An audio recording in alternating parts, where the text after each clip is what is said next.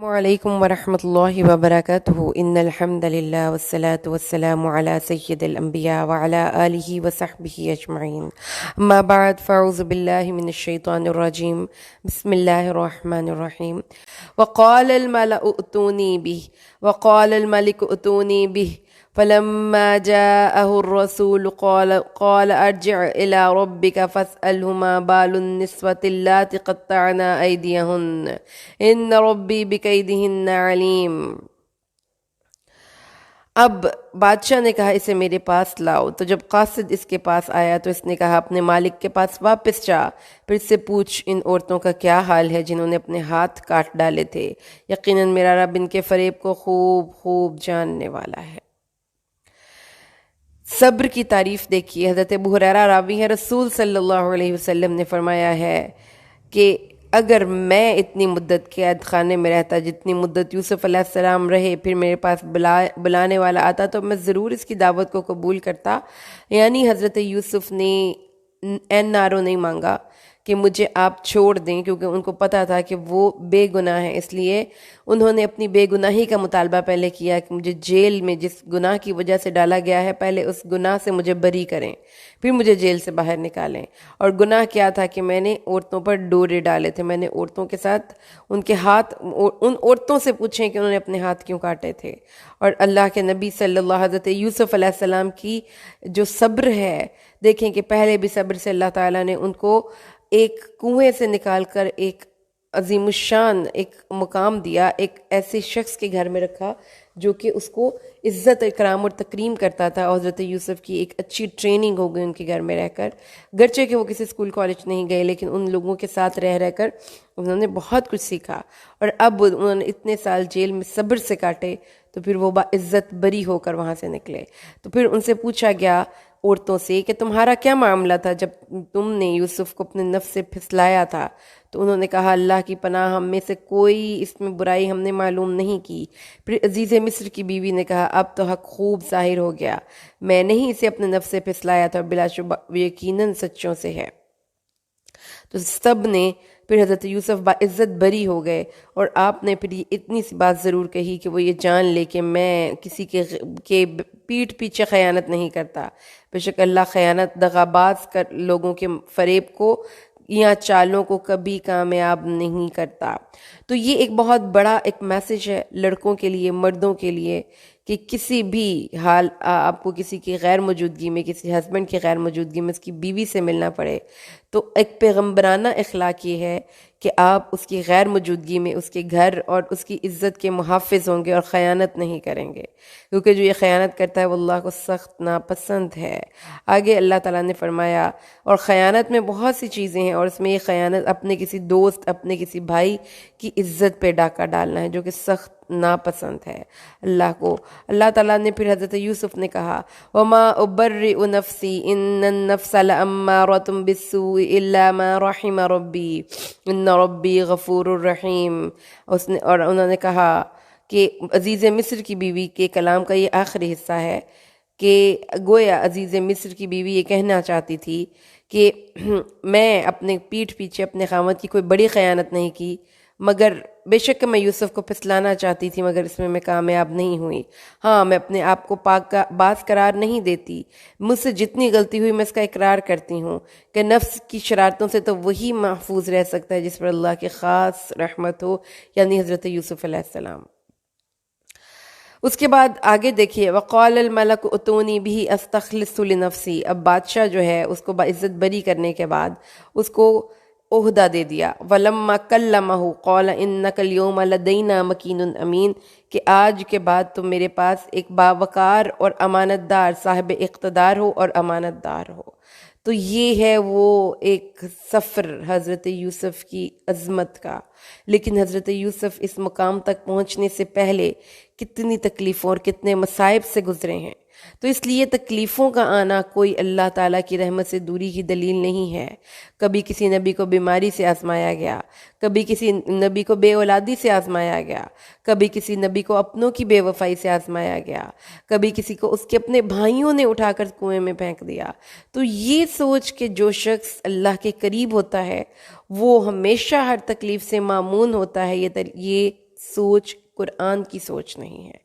حضرت یوسف کی زندگی ہمارے سامنے ہے، ان کو نہ کردہ گناہوں کی سزا بھگتنی پڑی، ان پہ تہمتیں لگیں، ان کو جیل میں جانا پڑا، ان کو ایک کنویں میں پھینکا گیا، وہ حسد کا شکار ہوئے، لیکن انہوں نے اپنی سائڈ پہ نیکی نہیں چھوڑی، تو اس لیے اللہ نے ان کو نواز دیا۔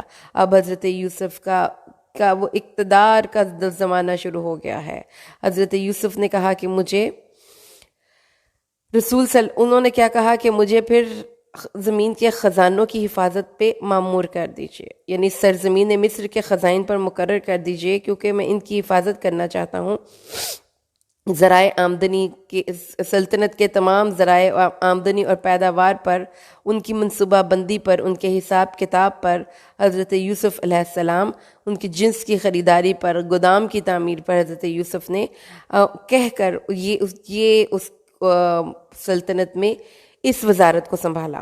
اس کے بعد آگے ہم نے پھر یوسف میں ایسی جگہ دی زمین میں کہ ہے تو وہ ٹیلنٹڈ تھے، پھر ان کی دیکھیں کہ کیسے تربیت اللہ تعالیٰ نے کر دی کہ انہوں نے پہلے ایک بہت بڑے عہدیدار کے گھر میں وہ ملازم رہے، ان کو اسرار و رموز سیاست کے پہلے ہی آتے تھے، اور تھے بھی وہ ظاہر ہے کہ نبی تھے، انٹیلیجنٹ تھے، تو انہوں نے وہ ساری چیزیں سیکھنے کے بعد جب ان کو پریکٹیکلی امپلیمنٹ کرنے کا وقت آیا تو وہ انہوں نے اپنی کارکردگی سے بہت متاثر کیا بادشاہ کو۔ تو نتیجہ کیا نکلا کہ اب وہ مکمل طور پہ با اختیار ہو گیا ہے، بادشاہ کا ٹرسٹ ون کر لیا انہوں نے، اب وہ جو چاہتے تھے اور جس جگہ خرچ کرنا چاہتے تھے ان کو پوری اجازت تھی۔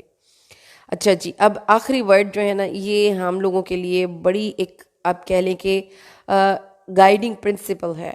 نصیب برحمتنا من نشاء ولا نضیع اجر المحسنین، ہم اپنی رحمت جس کو چاہتے ہیں پہنچاتے ہیں، اور ہم احسان کرنے والوں کا، محسنین کا اجر ضائع نہیں کرتے۔ تو محسنین کا اجر اللہ ضائع نہیں کرتا، اس کا ہم سے وعدہ ہے، اس لیے اللہ تعالیٰ آخرت اور دنیا دونوں کا اجر دیتا ہے، دنیا میں بھی اللہ دکھاتا ہے۔ تو جب بھی کوئی آپ کے ساتھ بد سلوکی کرے، آپ نے اپنے عمل کا حسن خراب نہیں کرنا، گالیاں دینی، ڈانٹنا، ناراض ہونا، اس کے خلاف نفرتیں، بدگمانیاں، بد دعائیں یا جادو ٹونے، اس سے اس سائڈ پہ کر کے صرف صبر سے کام لیں تو اللہ آپ کے لیے وہ حالات تبدیل کر دیتا ہے۔ آخرت کا اجر تو بہتر ہے ان لوگوں کے لیے جو ایمان لاتے ہیں اور وہ اللہ سے تقوی اختیار کرتے ہیں۔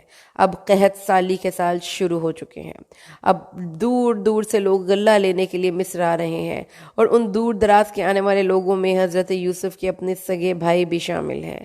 جب وہ حضرت یوسف کے پاس غلہ لینے آئے، حضرت یوسف نے ان کو پہچان لیا، لیکن وہ اس سے نہ پہچاننے والے تھے، یعنی ان کے پاس اتنی دور دور سے لوگ آ رہے ہیں، غلہ تقسیم کر رہے ہیں، اور وہ غلہ لینے والوں سے خود ملتے تھے، قیمت وصول کرتے تھے، اور باوجود ایک اونٹ فیقت سے زیادہ غلہ نہیں جانے دیتے تھے۔ اسی وجہ سے کہ سب بھائی پھر مل کر آئے تھے کہ ایک بندے کو ایک اونٹ غلہ ملتا ہے، تو ہم 10 لوگ ہیں تو ہمیں 10 اونٹ غلہ مل جائے گا۔ اور اس طرح سے وہ پھر اپنے بھائی کے پاس آئے، اور ان کے وہم و گمان میں بھی نہیں تھا کہ جو یہ آدمی ہمیں غلہ دے رہا ہے یہ ہمارا بھائی ہو سکتا ہے، اور وہ آج مصر کا مختار مطلق ہے۔ پر جب انہوں نے ان کے لیے سامان تیار کیے تو انہوں نے کہا کہ اپنے بھائی کو بھی میرے پاس لے کر آنا جو تمہارے باپ سے ہے، کیا تم نہیں دیکھتے بے شک میں ماپ پورا دیتا ہوں، میں بہترین مہمان نواز ہوں۔ یہ ہے جی حضرت یوسف کا کیریکٹر کہ آنے والوں کو مہمان نوازی سے ڈیل کر رہے ہیں، اور ان کو اتنے اچھے طریقے سے ملایا کہ انہوں نے کہا کہ اپنے بھائی کو، جو چھوٹا بھائی تمہارا رہ گیا ہے، وہ بھی تم اگلی دفعہ لانا تاکہ تمہیں ایک اونٹ غلہ زیادہ ملے، اور اگر تم اس کو میرے پاس نہیں لاؤ گے تو پھر ایک بھی تم میں سے بھی کسی کو غلہ نہیں ملے گا، اور کوئی بھی میرے قریب نہیں آئے گا۔ اینڈ پہ دھمکی بھی دے دی۔ انہوں نے آپس میں کہا ہاں ہم ابا جان کو اس کے متعلق ضرور بہکا لیں گے، یہ کام تو ہم کرنے ہی والے ہیں۔ اور پھر جب حضرت یوسف کے بھائی وہاں سے نکلے تو حضرت یوسف نے ان نوجوانوں سے کہا کہ ان کا مال ان کے کجاووں میں رکھ دو۔ کجاوے مطلب جو اونٹ جہاں پہ وہ بیٹھے تھے، تاکہ وہ پہچان لے جب وہ اپنے گھر والوں کے پاس جائے، شاید پھر آ جائے۔ جو اونٹ کی رحل ہوتی ہے نا، یہیں سے ورڈ رحل نکلتا ہے جہاں پہ آپ قرآن پاک رکھتے ہیں، رحال، جو وہ کجاوا، اگر آپ اونٹ کے کجاوے کو دیکھتے ہیں تو ایسے ہی ہوتا ہے کہ انہوں نے آگے پیچھے تھوڑا سا انہوں نے بنایا ہوا ہوتا تھا کہ اس کے اندر جو مسافر ہے وہ اس کے اندر پھنس کے بیٹھ جائے، وہ گرے نہ۔ وہ کجاوا جو اونٹ پر سوار ہونے کے لیے رکھا جاتا ہے، اور اس کو سامان بھی کہہ لیتے ہیں۔ تو انہوں نے جو بھی سامان انہوں نے جو پیسہ رقم وغیرہ دی تھی اس گلے کو خریدنے کے لیے ان کو وہ واپس کر دی گئی بطور احسان، تاکہ ان کو پتہ چلے کہ اگلی دفعہ انہوں نے پھر آنا ہے۔ اور انہوں نے جو ذکر کیا تو اپنے گھر کی تنگ دستی اور تو وہ ان کو اندازہ ہو گیا کہ وہ پھر آئیں گے۔ اس کے بعد جب وہ اپنے ابا کے پاس لوٹے، اپنے باپ کے پاس، انہوں نے کہا اے ہمارے ابا جان، منع من الکیل، ہم سے وہ ناپ روک دیا گیا ہے، اور اگلی دفعہ انہوں نے کہا کہ اگلی دفعہ جب تک چھوٹے بھائی کو نہیں لے کر آؤ گے تمہیں کوئی غلہ نہیں ملے گا، ہم اس کی حفاظت کریں گے، آپ اس کو ہمارے ساتھ بھیج دیجئے۔ تو اگلی دفعہ حضرت جو یعقوب تھے انہوں نے آئرونک طنز سے کہا اچھا اس کو میں تمہارے حوالے ایسے کروں جیسے اس کے بھائی کو، یعنی کہ یوسف کو تمہارے حوالے کیا تھا اس سے پہلے، اگرچہ اللہ۔ اب دیکھیے، اب جو پیچھے تھا آپ نے پڑھا، انہوں نے اپنے بھائیوں کو ہی کہا تھا کہ اس کی حفاظت کرنا، آج انہوں نے کہا ہے کہ فاللہ خیر حافظا وہو ارحم الراحمین، اللہ بہتر نگران کا ہے۔ تو پھر اللہ نے ان کے دونوں بیٹوں کو لوٹا دیے۔ تو سمجھ لیجئے کہ ہماری پلاننگز، ہماری تدبیریں کچھ بھی نہیں ہوتی۔ کسی کی محبت کی ہم جو ہے نا اپنی کسی بڑی محبوب چیز کے چھن جانے کے ہم ڈر میں رہتے ہیں کہ پتہ نہیں کوئی مجھ سے یہ چھین کے لے نہ جائے، لیکن جب تک اللہ کی حفاظت میں وہ چیز نہیں ہے ہم اس چیز پر تصرف نہیں کر سکتے، ہم اس چیز کو اپنے پاس نہیں رکھ سکتے۔ حضرت یوسف حضرت یعقوب کی لاکھ کوششوں کے باوجود ان سے جدا ہوئے، اور حضرت بنیامین جو ان کے چھوٹے بھائی تھے وہ بھی اپنے باپ سے جدا ہوئے، تو لیکن انہوں نے کہا تھا کہ چونکہ اللہ بہترین محافظ ہے اور سب سے بہتر رحم کرنے والا ہے، تو اللہ نے ان کے چھوٹے بیٹے کو تو ان کو ملایا ہی ملایا، لیکن اس کے ساتھ بڑا بیٹا بھی ملا دیا، وہ ارحم الراحمین ہے۔ اس کے بعد اس سے آپ نے جو بات پیرنٹنگ کے ٹپ ہے، پھر سمجھ لیجئے آپ کا بچہ سکول جا رہا ہے، آپ کا بچہ اکیڈمی جا رہا ہے، آپ کی بچی یونیورسٹی جا رہی ہے، کہیں پہ بھی آپ اپنے بچے کو بھیج رہے ہیں تو اس کو اللہ کی حفاظت میں دیا کیجئے، اس کو یہی کہا کیجئے فاللہ خیر حافظا، کیونکہ اگر آپ دیکھتے ہیں، کیونکہ میں بحیثیت مدر حضرت مریم کی والدہ سے بہت متاثر ہوں کہ انہوں نے اپنے بچے کے حوالے سے جو ایک ویژن رکھا تھا، وہ پیدائش سے بھی پہلے اپنے بچے کے بارے میں انہوں نے دعائیں شروع کرنی تھیں، تو وہ ایک ہمارے لیے مثال ہے کہ انہوں نے جب اپنی بچی کو جنم دیا تو انہوں نے فوراً اللہ سے کہا انی اعیذھا بک وذریتھا من الشیطان الرجیم۔ تو رسول صلی اللہ علیہ وسلم نے فرمایا کہ جو بچہ بھی پیدا ہوتا ہے اس کو شیطان اس کے پہلو میں ٹہوکا دیتا ہے، جس سے وہ بچہ چلا کر چیخے مار مار کے رونے لگتا ہے، سوائے حضرت مریم اور حضرت عیسیٰ کے ہر بچے کو یہ ہوا، اور ان کو کس چیز نے سیف کیا اس سے؟ شیطان سے ان کی نانی کی دعا نے۔ تو آپ نے دیکھا کہ حضرت مریم ساری زندگی وہ ایک بڑی مشکل زندگی انہوں نے گزاری، ان کے پاس کوئی سپورٹ نہیں تھی ایسے فائنینشلی بھی اور مورل بھی، اپنے کسی میل ممبرز کی اپنے فیملی کی سائڈ سے، صرف ایک خالو تھے ان کے، وہ بھی آتے تھے ان سے ملنے کے لیے۔ حضرت مریم کی حفاظت اللہ نے کی ہے، اور یہ ان کی ماں کی دعا کی وجہ سے ہے۔ تو آپ اس دنیا میں نہیں بھی رہتے نا تو اپنے بچے کے لیے جو آپ نے دعائیں مانگی ہوتی ہیں نا وہ دعائیں قبول ہوتی ہیں، اس لیے mothers should be very careful about making دعاز۔ اپنے باپ یا ماں اپنے بچوں کے بارے میں دعا کرتے وقت کیئر کیا کریں اور اللہ کی حفاظت میں اپنے بچوں کو دیا کریں۔ آگے آ جائیے، جب انہوں نے کھولا کہ ان کا تو متاع یعنی کہ جو پیسے دے کر وہ غلہ لائے تھے وہ تو ان کو واپس لوٹا دیا گیا، تو کہنے لگے اور کیا چاہیے ابا جان، یہ دیکھیں پیسے بھی واپس مل گئے، غلہ بھی آ گیا، اب تو اگلی دفعہ ہم ضروری چھوٹے بھائی کو لے کر جائیں گے تاکہ ہمیں ایک اونٹ غلہ اور ملے، اور ہم ایک اونٹ کا بوجھ زیادہ لائیں گے، اور یہ ہمیں آسان ہے کیونکہ ان کو پتہ چل گیا تھا کہ بادشاہ بڑا اچھا ہے، ہماری سے ہیلو ہائے ہو گئی ہے، واقفیت بن گئی ہے، اب ہمیں وہ اچھا یعنی کہ غلہ دے دے گا۔ انہوں نے کہا، حضرت یعقوب نے کہا میں لن ارسلہ معکم، ہرگز اس کو میں اب تو نہیں بھیجتا بھائی، پچھلی دفعہ کیا کیا تھا، حتی تؤتونی موثقا من اللہ، اللہ کا حلف لو، اب مجھے اللہ کی طرف سے پختہ وعدہ دو کہ تم اس کو لے کر واپس آؤ گے، ہاں اگر تم گھیر لیے جاؤ تو ایک علیحدہ بات ہے، لیکن جو انہوں نے کہا، انہوں نے حلف دے دیا ہاں ہم اس کو ضرور اس کی حفاظت کریں گے، اور اللہ جو ہم کہہ رہے ہیں اس پر اللہ ہمارا وکیل ہے، اللہ ہمارا ضامن ہے۔ انہوں نے کہا اے بیٹے کسی بھی ایک دروازے سے داخل نہ ہونا بلکہ مختلف دروازوں سے داخل ہونا، کیوں؟ صحرا کے پروردہ 11 نوجوان تنومند صحت مند اکٹھے گزریں گے اور ایک جیسے ان کے حلیے ہوں گے، ظاہر ہے بھائی تھے تو لوگ پوچھیں گے یہ کون ہے، اور لوگ یہ بھی سوچ سکتے ہیں کہ اکٹھے لوگ آئے ہیں تو شاید یہ راہزن ہیں، یعنی ڈاکو ہیں، یا شک یا حسد کی بنا پر گرفتار ہو گئے تو کوئی ایک بھی بادشاہ کے پاس نہیں پہنچ سکے گا۔ پھر ان گرفتار شدگان کی رہائی کون کرے گا اجنبی وطن میں؟ لیکن اس کے علاوہ اکثر مفسرین نے یہ کہا ہے کہ حضرت یعقوب کو اپنے صحت مند، قوی، جوان اور خوبصورت بیٹوں کے اکٹھے داخل ہونے پر نظر بد لگنے کا خدشہ تھا، اور یہ پھر توکل ہے جو یہاں پر ہمیں پتہ چلتا ہے۔ رسول صلی اللہ علیہ وسلم نے فرمایا ہے العین حق ولو کان شیء سابق القدر، اور اگر نظر بد لگنا برحق ہے، اگر تم کوئی چیز تقدیر سے اگر نکل جاتی ہو سکتی تو وہ نظر تھی، ٹھیک ہے، اور اگر تمہیں نظر کے لیے غسل کے لیے کہا جائے تو غسل کیا کرو۔ نبی صلی اللہ علیہ وسلم کے زمانے میں بہت سے لوگوں کو نظر بد سے نقصان پہنچنا برحق ثابت ہوا، یعنی آپ دیکھیں کہ نظر سے ایک تاثیر آپ کی نظر سے نکلتی ہے، ایسی شعاع ہوتی ہے جو نشانہ بننے والے کو نقصان پہنچاتی ہے۔ آج کے دور میں اس چیز کو سمجھنا آسان ہے، لیزر سے لوگ ٹریٹمنٹ کرتے ہیں، لیزر پتھر کو توڑ دیتا ہے، تو یہ حسد کی وجہ سے بھی ہو سکتی ہے، یہ پیار کی وجہ سے بھی ہو سکتی ہے۔ اللہ کے نبی صلی اللہ علیہ وسلم نے ہدایت دی ہے کہ جب کوئی چیز اچھی لگے تو آپ اس میں برکت کی دعا کریں، بارک اللہ، اللہم بارک فیہ، یا آپ جس کی چیز ہے وہ خود دعا دے دے کہ اللہ اس میں برکت نازل فرما، کیونکہ قرآن مجید سے ثابت ہے کہ جب کہف سورۃ الکہف میں 2 فرینڈز اپنے باغ میں داخل ہوئے تھے تو ان دوسرے دوست نے اپنے دوست کو کہا تھا جب تم اپنے باغ میں داخل ہوئے تھے تو تم نے یہ کیوں نہیں کہا ماشاء اللہ لا قوت الا باللہ؟ تو ہر پیاری چیز پڑھنے پر آپ کو یہی لفظ بولنے چاہیے اور وہ چیز نظر بد سے محفوظ رہے گی۔ اگر نظر لگ جائے تو رسول صلی اللہ علیہ وسلم نے اسے دور کرنے کے 2 طریقے بتائے ہیں۔ ایک تو یہ ہے کہ اگر معلوم ہو جائے کہ کس کی نظر لگی ہے تو اس سے غسل کروا کر وہ پانی نظر کے مریض پر ڈالا جائے، جیسا کہ حدیث مسلم جو ابھی اوپر ہم پڑھ کے آئے ہیں اس میں سے گزرا ہے، یا کم از کم اس کا چہرہ، دونوں ہاتھ، دونوں کوہنیاں، دونوں گھٹنے، پیروں کے انگلیاں اور تہہ بند کے اندر کا حصہ کسی برتن میں دھو کر وہ پانی مریض پر ڈالا جائے تو وہ تندرست ہو جائے گا۔ دوسرا طریقہ توحید پر مبنی دم ہے۔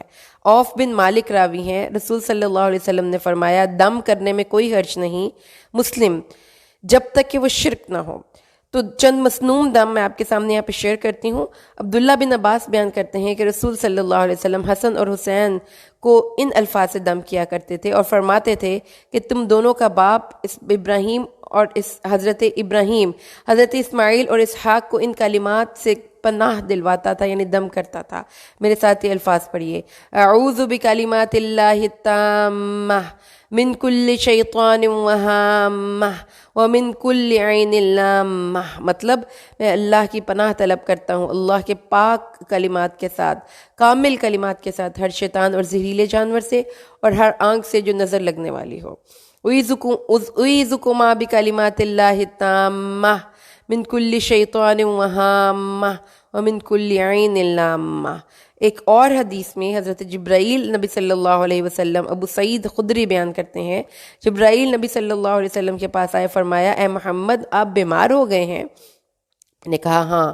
انہوں نے کہا پڑھیے، بسم اللہ ارقیک من کل شیء یؤذیک من شر کل نفس او عین او حاسد اللہ یشفیک، بسم اللہ ارقیک، میں اللہ ہی کے نام کے ساتھ تجھے دم کرتا ہوں ہر اس چیز سے جو تجھے تکلیف دے رہی ہے، ہر حسد کرنے والی نفس یا آنکھ کے شر سے اللہ تجھے شفا دے، اللہ ہی کے نام سے میں تجھے دم کرتا ہوں۔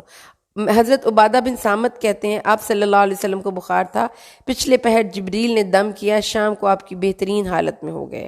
آسمان سے اترنے والی تمام کتابوں میں سورۃ فاتحہ سب سے عظیم سورت ہے۔ صحیح بخاری میں ہے کہ ایک قبیلے کے سردار کو جنہوں نے صحابہ کرام کی مہمان نوازی سے انکار کر دیا تھا، سانپ نے ڈس لیا۔ ابو سعید خدری نے سورۃ فاتحہ پڑھ کر اسے دم کیا تو وہ بالکل ٹھیک ہو گیا۔ پھر ایک اور حدیث میں ہے خارجہ بن سلط کے چچا رسول صلی اللہ علیہ وسلم کے پاس آ کر مسلمان ہوئے، واپسی پر ان کا گزر ایک قوم پر ہوا جہاں ایک پاگل لوہے کی زنجیر کے ساتھ بندھا ہوا تھا، انہوں نے اس سے دم کی درخواست کی، انہوں نے صرف سورۃ فاتحہ پڑھ کر دم کیا، صبح و شام 3 دن سورۃ فاتحہ پڑھ کر اپنی جمع شدہ تھوک اس پر پھینکتے رہے، وہ تندرست ہو گیا۔ ایسا گویا اسے رسیوں سے کھول دیا گیا ہو. ٹھیک ہے، اس لیے سورۃ فاتحہ بیماری ہو، نظر ہو، ہر ایک چیز میں عظیم دم ہے. سورۃ فلق، سورۃ ناس، حضرت عقبہ بن عامر نے فرمایا ہے کہ عقبہ ان دونوں کے ساتھ پناہ پکڑ، کیونکہ کسی پناہ پکڑنے والے نے اس جیسی صورتوں کے ساتھ پناہ نہیں پکڑی ہے. جی، تو یہ چیزیں تھیں جو کہ اس کے ساتھ ہی آپ کو بتانی ضروری تھیں. لیکن اس کے ساتھ ہی ساتھ حضرت یعقوب نے کہا کہ اگر تقدیر، یہ دیکھیں اپنی تمام تدبیروں کے اوپر تقدیر غالب آ جاتی ہے، اس لیے انہوں نے کہا کہ اللہ کی تقدیر کے آگے یہ تدبیر کوئی کام نہیں دے گی. ہاں، اللہ کے جو فیصلے ہیں میں اس پر اپنا سر اطاعت خم کرتا ہوں. وَعَلَى اللَّهِ فَلْيَتَوَكَّلِ الْمُتَوَكِّلُونَ. آگے آ جائیے سورۃ یوسف آیت 68. اور جب وہ داخل ہوئے جہاں سے ان کے باپ نے ان کو حکم دیا تھا، تو اس کے بعد اللہ تعالیٰ نے فرمایا کہ تقدیر میں تو لکھا جا چکا تھا کہ وہ پکڑے جائیں گے، اس لیے حضرت یعقوب کی اس تدبیر نے وہاں پر ان کو کوئی فائدہ نہیں دیا. اس کا مطلب یہ ہے کہ تقدیر پر بھی کبھی کبھی ہماری تدبیر جو ہے اس کے سامنے فیل ہو جاتی ہے. آگے اللہ تعالیٰ نے فرمایا جب وہ داخل ہوئے یوسف پر، یوسف نے اس طرح سے کھانے کے دوران جو مہمان نوازی کی، ان کو بٹھانے کی ترتیب اس طرح سے رکھی. 11 بھائی تھے تو ایک بچ گیا، حضرت یوسف کا بھائی. ٹھیک ہے، تو انہوں نے ان کے ساتھ حضرت یوسف نے کمپنی دی، اور پھر اس کے بعد ان کی گفتگو ہوئی. یعنی کہ حضرت یوسف نے اپنا آپ ان پر ظاہر کر دیا اور کہا کہ آپ فکر نہ کریں، اب آپ کی پریشانی کے، آپ کے دکھوں کے دن ختم ہونے والے ہیں. اللہ ہمیں راحت اور عزت عطا فرمائے گا. جب انہوں نے ان کا سامان تیار کیا، یعنی کہ تو انہوں نے بادشاہ کا ایک پیالہ ان کے بھائیوں کے سامان میں رکھ کر، پھر ایک پکارنے والے نے پکارا کہ بادشاہ کے سامان کا جو برتن، پانی پینے کا برتن ہے وہ گم ہو گیا ہے، اے قافلے والو تم تو چور ہو. تو انہوں نے اس کی طرف منہ کر کے کہا کہ تم کیا گم کر بیٹھے ہو؟ انہوں نے کہا کہ بادشاہ کی پیمانہ گم پاتے ہیں، جو اسے لے آئے ہم اس کے لیے ایک اونٹ کا بوجھ ہوگا، اور میں اس کا ضامن ہوں. یعنی تفتیش کیے بنا خود بخود پیمانہ لے آئے. انہوں نے کہا اللہ کی قسم، بلا شبہ یقیناً تم جان چکے ہو کہ ہم اس لیے زمین میں نہیں آئے کہ فساد کرے، اور ہم کبھی چور نہیں رہے. انہوں نے کہا پھر اس کی کیا جزا ہے اگر تم جھوٹے ہوئے؟ انہوں نے کہا کہ اس کی جزا وہ شخص ہے جس کے کجاوے میں وہ پایا جائے، تو وہ شخص ہی اس کی جزا ہے. اسی طرح ہم ظالموں کو جزا دیتے ہیں. اس کے بعد انہوں نے آگے سے کیا کہا کہ اسی طرح اللہ تعالیٰ نے اس کے لیے ایک مکر کیا کہ وہ اپنے بھائی کو رکھ سکے، کیونکہ ان کے بادشاہ کا جو قانون تھا اس میں ایک چور کی سزا یہ نہیں تھی. جب انہوں نے کہا اچھا یہ بھی چور اور اس کا بھائی بھی چور، تب دیکھیں کہ دل میں نفرت ابھی تک نہیں گئی. یوسف کو اس دنیا ان کے سامنے سے غائب ہوئے عرصہ دراز ہو چکا ہے، لیکن نفرت نہیں گئی. تو یہ چیز بتاتی ہے کہ کچھ لوگ آپ کے ساتھ بدخواہ رہیں گے، ساری عمر رہیں گے. آپ کی اچھائی ان کو کھلے گی، کبھی بھی نہیں وہ آپ کی اچھائی کو اکنالج کر سکتے، برائیوں کو ہائی لائٹ کریں گے. تو اس لیے اللہ کے نبی نے وہ ایک دعا بھی سکھائی ہے جس میں اللہ تعالیٰ نے فرمایا ہے کہ اللہم انی اعوذ بک من جار السوء، اے اللہ میں تیری پناہ مانگتا ہوں برے ہمسائے سے، ومن زوج تشیبنی قبل المشیب، ایسی بیوی یا خاوند سے جو مجھے بڑھاپے سے پہلے برا کر دے، ومن ولد یکون علی ربا، اور ایسی اولاد سے جو میری آنکھیں بن بیٹھے، اور ایسے ماکر دوست سے کہ جس کی آنکھیں مجھے دیکھ رہی ہوں اور جس کا دل میری نگرانی کر رہا ہو، اگر وہ میرے اندر خیر دیکھے تو اسے دفن کر دے، اور اگر میرے اندر برائی دیکھے تو اسے چرچا کر دے. یہ دعا ہے نبی صلی اللہ علیہ وسلم نے سکھائی، کیونکہ بہت سے لوگ ایسے بدخواہ ہوتے ہیں. برادر یوسف کو دیکھ لیجئے کہ وہ نفرت، اب آپ ان کو دونوں کے مقام کو دیکھیے. جو نفرت کرنے والے ہیں وہ اسی مقام پہ حسد کرنے والے کھڑے ہیں، اور محسود جس سے حسد کیا جا رہا ہے وہ ان سے کتنا بلند ہو گیا. اللہ تعالیٰ نے حضرت یوسف نے فرمایا تم بڑے برے لوگ ہو. حضرت یوسف کا صبر دیکھیے، باوجود اس کے کہ وہ قدرت رکھتے تھے بدلے کی، وہ خاموش ہو گئے. تو یہ ہے ایک عمدہ اخلاق. حضرت یوسف ڈیزرو کرتے تھے یہ مقام، کیونکہ وہ ایک عمدہ اخلاق اور عمدہ کردار کے مالک تھے. انہوں نے اب اسے ترلے شروع کر دیے. اب دیکھیں کہ اس بھائی کو جس کو انہوں نے یوسف کہہ کر کپڑے اتروا کر کنویں کے اندر پھینکا تھا، آج وہ اس کو بھلا کیسے رہے ہیں. یا ایھا العزیز، سر، جناب، ان کے ابا جان بہت بوڑھے ہیں، ہم میں سے کسی کو ان کی جگہ پر رکھ لیجئے، ہم آپ کو محسنین میں سے پاتے ہیں. آپ دیکھیں انہوں نے کہا معاذ اللہ، اللہ کی پناہ. کیا کہ جس نے ہمارے سامان کو چرایا ہے اسی کو رکھیں گے نا، اور اگر ہم نے ان کی جگہ پہ تمہیں رکھ لیا ہے تو ظلم ہو جائے گا۔ ترلے ترلے کرتے رہے ہوں گے، نہیں سنی بات، پھر علیحدہ ہو گئے۔ فلما استیئسوا منہ، اب اس سے مایوس ہو کر علیحدہ ہو کر بیٹھ گئے اور آپس میں سرگوشیاں کرنے لگے۔ سب سے بڑے بھائی نے تو کہا کہ دیکھو اللہ کا وعدہ کر کے ہم چھوٹے بھائی کو لے کر آئے تھے، اب وہ بھی یہاں پہ پکڑا گیا، تو اب ہم کیا کریں؟ اب تو میں یہیں پہ رہوں گا جب تک کہ ابا جان کوئی فیصلہ نہ کر دیں، اللہ میرے لیے کوئی فیصلہ نہ کر دے، اور وہ سب سے بہتر فیصلہ کرنے والا ہے۔ یعنی کہ اب بات یہ آ گئی ہے کہ انہوں نے اب یہاں پر سنسیئرلی اپنے بھائی کو بچانے کی کوشش کی، لیکن ریکارڈ خراب تھا نا، اس لیے ان کی اب اگلی بات کا بھی اعتبار نہیں تھا۔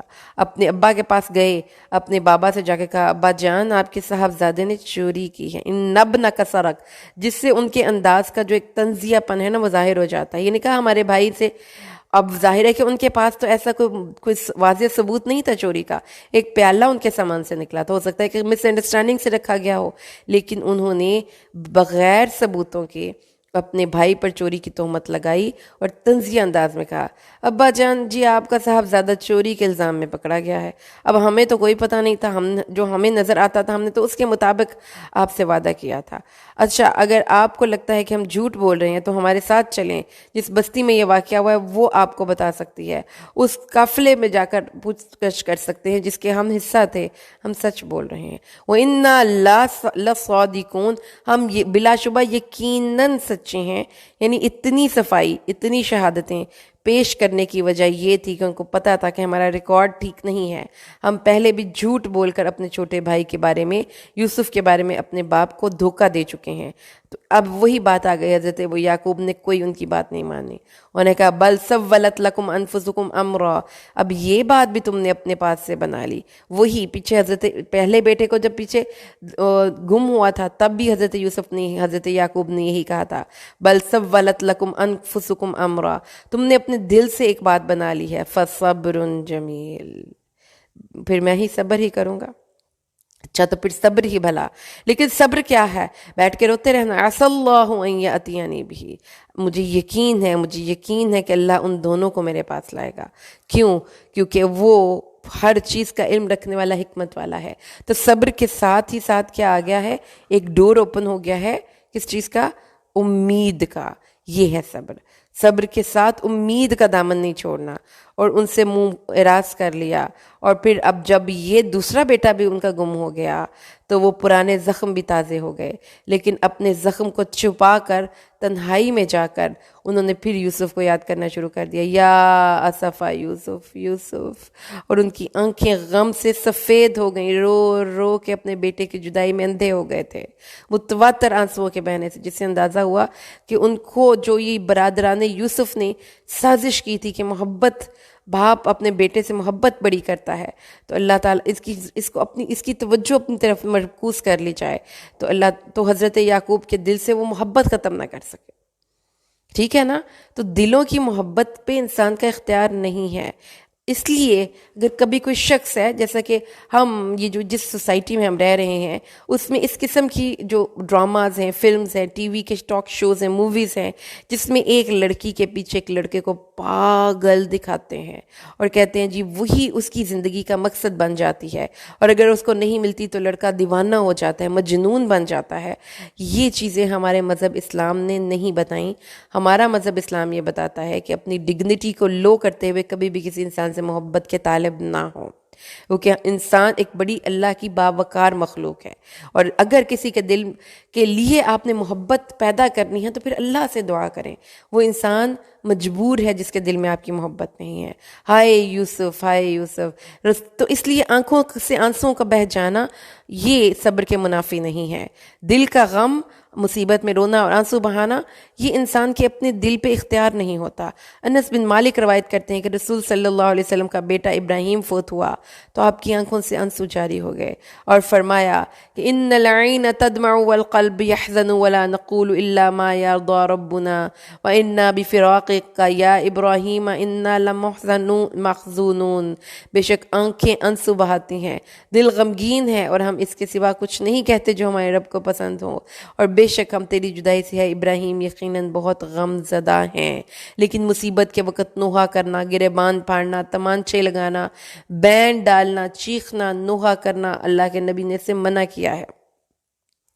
اور آیت نمبر 85، اور انہوں نے کہا آپ یوسف کا ذکر کرتے کرتے ابا جان ہلاک ہی ہو جائیں گے۔ آپ کو تو اتنا یوسف یوسف یوسف، ہر وقت یوسف یوسف، آپ یا تو کوئی مریض ہو جائیں گے یا ہلاک ہی ہو جائیں گے۔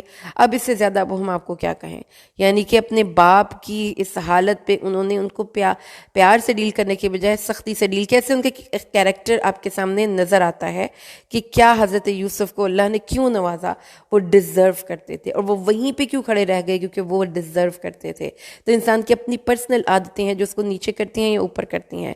حضرت یوسف کے فادر نے کہا انما اشکو بسی وحزنی الی اللہ واعلم من اللہ ما لا تعلمون، میں اپنے غم و الم کی فریاد اللہ سے کرتا ہوں، اپنی بے قراری اور غم کی شکایت صرف اللہ سے کرتا ہوں، اور میں اس کی طرف سے وہ جانتا ہوں جو تم نہیں جانتے۔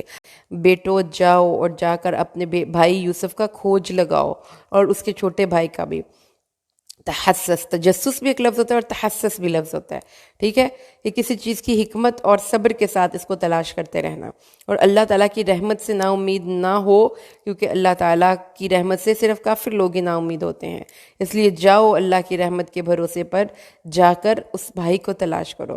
اب وہ پھر گئے اور اس بادشاہ کے پاس پھر جا کے کہنے لگے اے جناب یا ایہا العزیز، ان کا طرز تخاطب دیکھیے، اور یہ دیکھیے کہ کیسے صبر کرنے پر اللہ تعالیٰ انسان کا مقام اور مرتبہ بلند کرتا ہے، کہ انہوں نے جا کر اپنے بادشاہ سے کہا بادشاہ یا ایہا العزیز، جناب ہمیں اور ہمارے گھر والوں کو تکلیف پہنچی ہے اور ہم تھوڑی پونجی لائے ہیں، نہ کمی پونجی لائے ہیں، آپ ہمیں صدقہ پورا غلہ دے کر کچھ جو جتنے پیسے ہیں اتنے لے لیں، غلہ ہمیں پورا دے دیں، اور جو باقی جس کی ہم پیمنٹ نہیں کر سکتے وہ ہم پر صدقہ کر دیں۔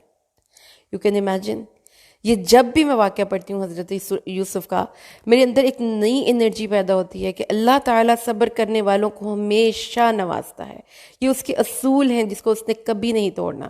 تو صبر کے راستے پر چلنے کے لیے پھر آپ کو ایک انرجی مل جاتی ہے کہ اللہ تعالیٰ فرماتا ہے کہ جو بدخواہ ہیں وہ وہیں پہ کھڑے رہیں گے، ان کا مقام نیچے ہی نیچے ہوگا، وہ آگے نہیں بڑھ سکتے، وہ جو آپ کے راستے میں رکاوٹیں کھڑی کرتے ہیں، لیکن جو صبر کرنے والا ہے اس کو اللہ ہاتھ پکڑ کر بلندیوں پر لے کر جاتا ہے۔ اور پھر حضرت یوسف نے کہا کہ اب وقت آ گیا ہے کہ اپنی آئیڈینٹی شو کی جائے۔ انہوں نے کہا تم نے جانا کہ تم نے یوسف اور اس کے بھائی کے ساتھ کیا جب تم نادان تھے، بے وقوف تھے، یہ نہیں کہا کہ تم ظالم تھے، وہ نادان تو نہیں تھے۔ یہ ہے حضرت یوسف کا ایک کیریکٹر۔ تو یاد رکھیں کہ اللہ تعالیٰ بلند کردار والوں کو ہی چنتا ہے اور نوازتا ہے۔ تو حضرت یوسف نے ان کو شرمندگی کے پہلو اس میں شامل ہی نہیں کیا۔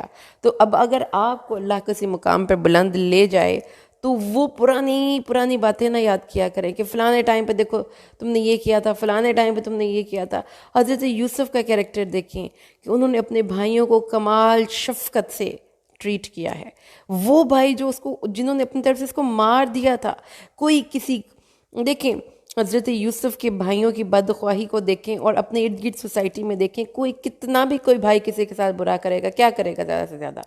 اتنا تو نہیں کر سکتا کہ اس کو قتل کرنے کے ہی درپے ہو جائے، اس کو اس طرح بد سلوکی کا شکار ہو، اسے حسد، اتنا تو نہیں کر سکتا۔ تو یہ ایکسٹریم لیول ہے کہ جس سے نیچے کوئی اور درجہ بھی ہو سکتا ہے۔ تو آپ کے لیے حضرت یوسف کا کردار بحیثیت ایک بھائی ایک بہت بڑا نمونہ ہونا چاہیے کہ اگر آپ کے اپنے سگے بھائی آپ کے ساتھ اچھا سلوک نہیں کر رہے اور آپ کے ساتھ جیلسی فیل کر رہے ہیں، آپ کے ساتھ انہوں نے بہت بدسلوکی کی ہے، تو بھی حضرت یوسف کا کیریکٹر ہمارے سامنے ایک نمونہ ہے کہ جو بھائی اپنے بھائی کے ظلم پر صبر کر جائے گا پھر اللہ اس کا مقام بلند کرے گا۔ اب ان حیران ہونے کی باری ان کے بھائیوں کی ہے۔ قالوا انک لانت یوسف، انہوں نے کہا تم یوسف ہو؟ اب ان کا منہ کھلے کا کھلا رہ گیا ہوگا، ہکا بکا ان کا مقام، ان کا مرتبہ، ان کی جاہ و جلال، پھر اس کے بعد ان کی تصرف، ان کی ملازم، ان کا جو ایک عہدہ ہے، حیران ہم نے سوچا کیا تھا ہم یوسف کو اندھے کنویں میں پھینک کے آئیں گے، اللہ نے کہاں پہنچا دیا۔ انہوں نے کہا ہاں میں یوسف ہوں اور یہ میرا بھائی ہے، اللہ نے ہم پر احسان کیا ہے، قد من اللہ علینا۔ تو کسی کے برا چاہنے سے برا نہیں ہو جاتا جب تک کہ اللہ برا نہ چاہے، کسی کے برا چاہنے سے کوئی آپ سے اچھائی چھین نہیں سکتا جب تک کہ اللہ نہ آپ سے چھیننا چاہے۔ اس لیے کانفیڈنس رکھا کیجیے، کوئی کتنا بھی آپ کے ساتھ حسد کر رہا ہے، کوئی کتنا بھی برا سوچ رہا ہے، جب تک اللہ نے نہیں چاہنا اس کی برائی نے آپ کو نقصان نہیں پہنچانا۔ تو حضرت یوسف نے اب یہاں پر یہ پورے واقعے کی ایک باٹم لائن ہے، رقص ہے جو اب ہم پڑھنے لگے ہیں، انہ من یتقی ویصبر فان اللہ لا یضیع اجر المحسنین۔ یہ بات نہ کبھی کوئی آپ کو پریشان کر رہا ہے، آپ کو کوئی رشتہ دار ہے، آپ کو کوئی بھائی ہے، آپ اگر سسرالی رشتہ داری ہے، آپ ایک بہو ہیں، آپ ایک بھابھی ہیں، آپ کو کوئی امپورٹنس نہیں دے رہا، منہ نہیں لگا رہا، آپ کے ساتھ سازشیں کی جا رہی ہیں، آپ کا مقام نیچا کرنے کی کوشش کی جا رہی ہے، یاد رکھیے انہ من یتقی ویصبر، جو صبر کر کے تقوی کی روش کو نہیں چھوڑتا، احسان کی روش کو نہیں چھوڑتا، دوسرے انسانوں کے لیول پہ نہیں جا کے اتر جانا، تو اللہ ایسے محسنین کا اجر کبھی بھی ضائع نہیں کرتا۔ یہ قرآن کے لفظ ہیں اور یہ لفظ ہر حرف سچ ہوں گے۔ آپ صرف تقوی اور صبر کے راستے پر چلتے رہیے، کیونکہ اس راستے پر چلنے کے لیے استقامت درکار ہے، ایک دو دن کا بات نہیں ہے، یہ سال ہر سال کی گیم ہے، پھر اللہ تعالیٰ آپ کے اس صبر کا آپ کو پھل دیتے ہیں۔ یہ حضرت یوسف کی کہانی ہے جو کہ اتنا خوبصورت احسن القصص تھا۔ اب وہ یہ کہے بنا اب ان کی زبان سے کوئی جاری ہی نہ ہوا، تاللہ لقد آثرک اللہ علینا، اب یہ ان کی زبان سے جاری ہو گیا، اللہ کی قسم اللہ نے آپ کو ہم پر فضیلت دی ہے، پیسے میں بھی، مال میں بھی، دولت میں بھی، اور اخلاق میں بھی۔ اور اخلاق میں اللہ نے حضرت یوسف کو ان پر فضیلت دی ہے، اور یہی ہے جو رسول صلی اللہ علیہ وسلم نے بھی کہا تھا۔ حضرت یوسف نے کہا لا تثریب علیکم اليوم، کتنے گریشیسلی انہوں نے ان کو معاف کر دیا۔ ایسا ہوتا ہے آپ 100% بدلہ لینے کی پوزیشن میں ہونے کے باوجود معاف کر دیں، کیونکہ میرے بھائی ہیں نا، اللہ نے ہم پر فضیلت دی۔ انہوں نے کہا ہاں اب اس فضیلت کا ایک لازمی تقاضا یہ ہے کہ میں اب تمہیں معاف بھی کر دوں۔ تو معافی وہ جو بدلہ لینے کی قدرت کے باوجود معاف کر دیا جائے، وہ معافی کی اعلیٰ ترین فارم ہے، کیونکہ یہی ہمارے رب کی عادت ہے۔ اللہ کا عرش اٹھانے والے فرشتے بولتے ہیں سبحانک اللہم علی حلمک بعد علم، اللہ تیری ذات پاک ہے تو جانتے ہوئے تحمل کا مظاہرہ کرتا ہے۔ سبحانک اللہم علی عفوک بعد قدرتک، اللہ تیری ذات پاک ہے تو قدرت رکھنے کے باوجود معاف کر دیتا ہے۔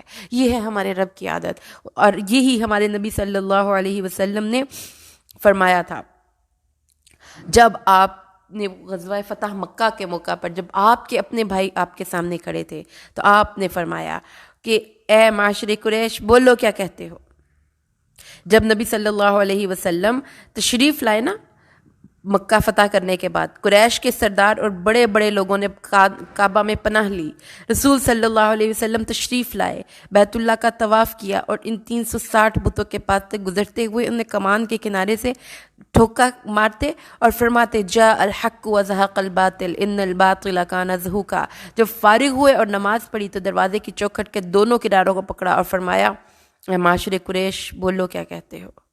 انہوں نے کہا ہم کہتے ہیں کہ آپ رحیم و کریم بھتیجے اور چچا زاد ہیں۔ پھر آپ نے ان کے سامنے اپنی بات دہرائی، انہوں نے پھر وہی جواب دیا۔ پھر آپ نے کہا میں وہی کہتا ہوں جو میرے بھائی یوسف نے کہا تھا، لا تثریب علیکم اليوم یغفر اللہ لکم وہو ارحم الراحمین، جاؤ آج تم میں سے کسی پر کوئی مواخذہ نہیں ہے۔ یہ کردار کی بلندی نبیوں جو اس کردار کی بلندی کو لے کر آتا ہے، پھر واللہ وہ ان نبیوں کا ہی ساتھ پائے گا۔ اس لیے یہ بہت مشکل کام ہے دل کے غیظ و غضب پر قابو پانا۔ اس کے بعد رسول صلی اللہ علیہ وسلم نے یہ بھی فرمایا ہے اصل صلہ رحمی وہ کرنے والا شخص ہے جو صلہ رحمی کے مقابلے میں صلہ رحمی نہیں کرتا، بلکہ صلہ رحمی کرنے والا وہ شخص ہے جو شخص رشتہ داری سے قطع کرتا ہے تو اس سے ملاتا ہے۔ حضرت یوسف نے انہیں معاف کر دیا اور ان کے لیے رحم اور مغفرت کی دعا بھی کی۔ اب حضرت یوسف نے کہا یہ میری قمیض لے جاؤ، اسے میرے باپ کے چہرے پر ڈال دو جس سے وہ بینا ہو جائے گا، اور اپنے گھر والوں کو سب کو میرے پاس لے آؤ۔ اب اس کے بعد جب وہ قافلہ نکلا تو ان کے باپ نے کہا بے شک میں تو یوسف کی خوشبو پا رہا ہوں، اگر تم یہ نہ کہو کہ بڈھا بہک گیا ہے تو جب آ کر دیکھا انہوں نے کہا کہ ابا جان پھر وہی بات پرانی، آپ کی یقیناً پرانی بھول میں ہے، یوسف یوسف یوسف۔ اور جب آ گیا ان کو خوشخبری دینے والا اور ان کے چہرے پر وہ قمیض ڈال دی تو وہ بھلے چنگے ہو گئے۔ تو حضرت یوسف کی قمیض کا بڑا ذکر ہے جو اللہ تعالیٰ نے، جسے کہتے ہیں نا کہ ایک کہانی میں قمیض بڑی اہم ہے۔ پہلے قمیض اپنے باپ کو دکھائی تھی اب حضرت یوسف کی گمشدگی کی اطلاع دینے کے لیے، پھر اسی قمیض نے حضرت یوسف کی بے گناہی ثابت کی، اور اب اسی قمیض نے حضرت یعقوب کی بینائی روشن کر دی۔ اور پھر اس کے بعد انہوں نے کہا اے ابا جان ہمارے لیے گناہوں کی بخشش مانگیے، بے شک ہم خطا کار تھے۔ یہ ہے کامیابی حضرت یوسف کے صبر کی کہ وہ ظالموں نے اپنی زبان سے اقرار کیا کہ ہم گناہ گار تھے، اور واللہ اگر آپ ایسا صبر لے کر آئیں گے تو جو آپ کے بدخواہ ہیں وہ بھی اسی طرح سر جھکا کے آپ کے سامنے کھڑے ہو کر کہیں گے ہم خطا کار تھے، ہمارے لیے ہمارے گناہوں کی بخشش کی دعا کیجئے۔ اور حضرت یوسف کے فادر حضرت یعقوب نے کہا ہاں میں ضرور تمہارے رب سے تمہارے لیے بخشش کی دعا کروں گا۔ اور پھر جب وہ یوسف علیہ السلام کے پاس گئے مصر میں تو انہوں نے اپنے والدین کو اپنے پاس تخت پہ بٹھایا اور کہا داخل ہو جاؤ مصر میں انشاءاللہ امن کے ساتھ، اللہ نے چاہا تو امن کے ساتھ ہو گئے۔ اس کے بعد ورفع ابویہ علی العرش وخروا لہ سجدا، اور انہوں نے اپنے ماں باپ کو تخت پر اونچا بٹھایا جو وہ اس کے لیے سجدہ کرتے ہوئے گر پڑے۔ اس نے کہا اے میرے باپ یہ میرے پہلے خواب کی تعبیر ہے، بے شک میرے رب نے اسے سچا کر دکھایا، بے شک اس نے مجھ پر احسان کیا جب مجھے قید خانے سے نکالا، جب تمہیں صحرا سے لے آیا، اس کے بعد کہ شیطان نے میرے درمیان اور میرے بھائیوں کے درمیان جھگڑا ڈال دیا۔ بے شک میرا رب جو چاہے اس کی باریک تدبیر کرنے والا ہے، بے شک وہی ہے سب کچھ جاننے والا اور کمال حکمت والا۔ اللہ اکبر، کیا کردار تھا یوسف علیہ السلام کا۔ ہمیں جب کوئی مقام بلند ملتا ہے تو ہم نعمتوں کو نہیں یاد کرتے، ہم یاد کرتے ہیں اپنی محرومیوں کو۔ حضرت یوسف نے کوئی غیر صحت مند بات نہیں کی، کوئی ناخوشگوار بات کو دہرایا ہی نہیں۔ انہوں نے کہا کہ اللہ نے مجھ پر بڑے احسانات کیے، تو میں کیوں ان باتوں کو دہرا کے اپنا ذہن خراب کروں۔ اللہ کا شکر ہے کہ اللہ نے مجھے قید سے نکالا، اللہ تعالیٰ نے مجھے اس ملک کا حکمران بنایا، اللہ نے میرے خواب کو سچ کر دکھایا، اور وہ جو باتیں غلط تھیں وہ شیطان کی طرف سے تھیں۔ میرے بھائیوں میں اور مجھ میں جھگڑا کروا دیا، میرے بھائی بھی اچھے ہیں میں بھی اچھا ہوں۔ یہ ایک سوچ، یہ ٹریننگ کرنی ہے آج انشاءاللہ ہم نے اپنے ریلیشنز کے ساتھ۔ جو اگر آپ کے دل میں کوئی نفرتیں پیدا ہو گئی ہیں نا تو دوسرا بندہ تو خود کو نہیں بدلے گا نا، یہاں آپ نے خود کی ٹریننگ کرنی ہے کہ اس طرح کا سوچنے کا انداز اڈاپٹ کرنا ہے۔ یوسف ہمارے لیے ایز اے بردر ایک صلہ رحمی کرنے والے شخص کی طرح ایک بہت بڑی اگزامپل سیٹ کر گئے ہیں، اور اللہ تعالیٰ انشاءاللہ ہم کوشش کریں گے، اللہ ہماری مدد بھی کرے کہ ہم ایسے ہی صلہ رحمی کرنے والے بنیں۔ آگے آیت نمبر 101، اے میرے پروردگار اب دیکھیں کیا ہے انہوں نے اتنا مقام دنیا میں حاصل کر لیا، لیکن ہیوملٹی اور عاجزی دیکھیے۔ اے میرے پروردگار تو نے مجھے بادشاہت دی، تو نے مجھے خوابوں کی تہہ تک پہنچنا سکھایا، تو دنیا اور آخرت کا پیدا کرنے والا ہے، تو دنیا میں میرا دوست ہے اور آخرت میں بھی مجھے مسلمان فوت کرنا اور مجھے نیک لوگوں کے ساتھ ملانا۔ کیا کہا؟ خاتمہ بالخیر کرنا ہے، اور یہی نبیوں کی دعا ہے کہ فکر آخرت زندگی کے ساتھ ہونی چاہیے، صالحین کے ساتھ مجھے ملانا۔ اللہ کون؟ وہ خود نبی اللہ سے مانگ رہا ہے، اور یہ غیب کی خبروں میں سے ہیں اے نبی جو ہم آپ کی طرف وحی کر رہے ہیں۔ آپ ان کے پاس نہیں تھے اے نبی، آپ ان کے پاس نہیں تھے، اس لیے کوئی شخص اگر رسول صلی اللہ علیہ وسلم کو ماضی کا کچھ پتہ نہیں تو ان کو مستقبل کا بھی کچھ پتہ نہیں۔ ان کو اللہ تعالیٰ نے جس چیز کا علم دینا تھا وہی سے وہ دے دیا، اور جو آج ہمارے ہاں ہو رہا ہے وہ اللہ کے علاوہ کوئی نہیں جانتا، اور تم نہیں جانتے تھے جب وہ سب کے سب جمع ہو کر مکر کر رہے تھے۔ اے نبی اکثر لوگ اگرچہ کہ آپ حریص قدیس بھی ہوں ایمان نہیں لائیں گے.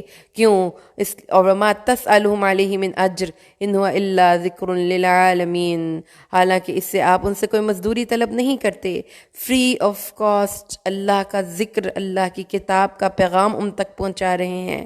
اور یہ تو تمام جہان کے لوگوں کے لیے ایک نصیحت ہے. اور کتنی ہی نشانیاں آسمان اور زمین میں ایسی ہیں جن میں وہ بے دھیانی سے گزر جاتے ہیں. کیا ہم بھی تو ایسا نہیں کرتے؟ یقیناً یہ میرے بارے میں آئے تھے.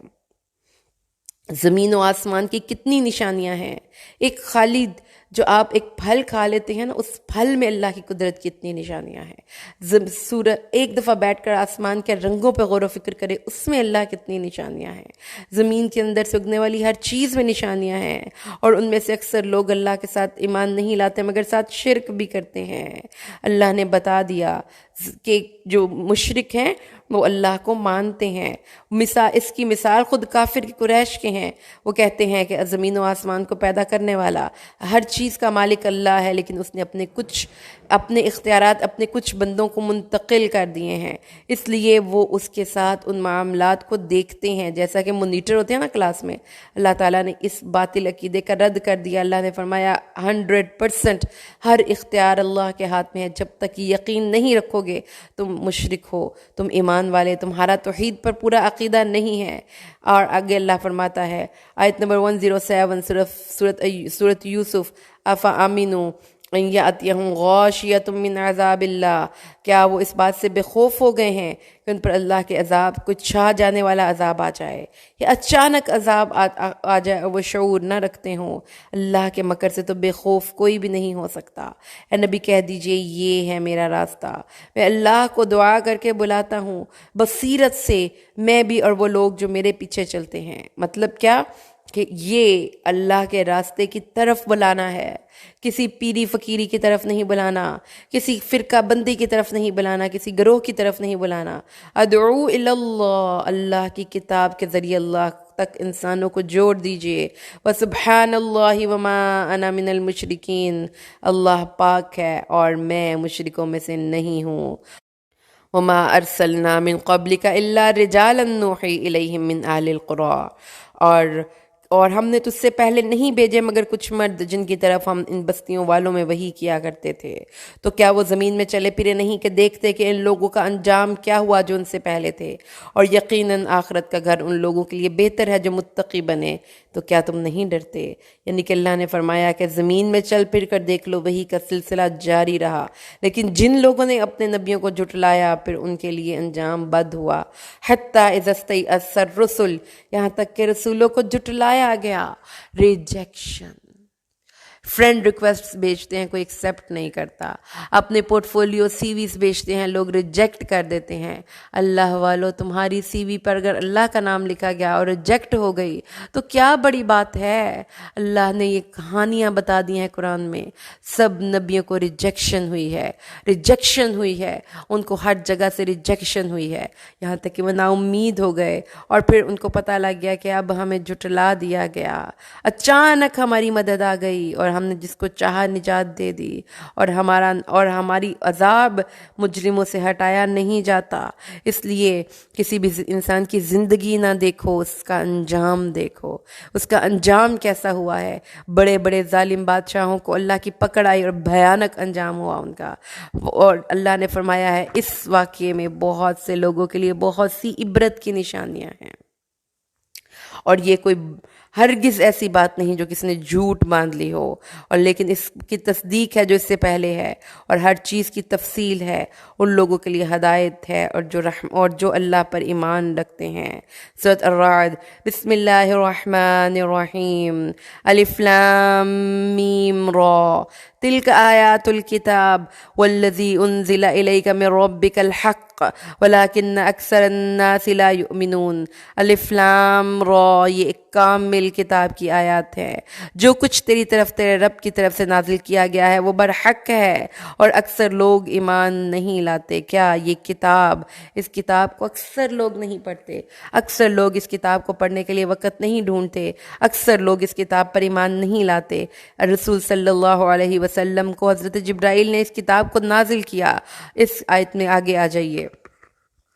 الله الذي رفع السماوات بغير عمد ترونها ثم استوى على العرش وسخر الشمس والقمر كل يجري لأجل مسمى يدبر الأمر يفصل الآيات لعلكم بلقاء ربكم توقنون. اللہ وہ ہے جس نے آسمانوں کو بلند کیا بغیر ستونوں کے جنہیں تم دیکھتے ہو، پھر وہ عرش پر بلند ہوا. اس نے سورج اور چاند کو مسخر کیا، ہر ایک ایک مقرر وقت کے لیے چل رہا ہے. وہ ہر کام کی تدبیر کرتا ہے، کھول کھول کر آیات بیان کرتا ہے تاکہ تم اپنے رب کی ملاقات کا یقین رکھو. دیکھو تو صحیح آنکھیں کھول کر اللہ کی کاریگری کو. آسمان کو دیکھتے ہو اتنی عظیم الشان چھت اور بغیر کسی ستون کے.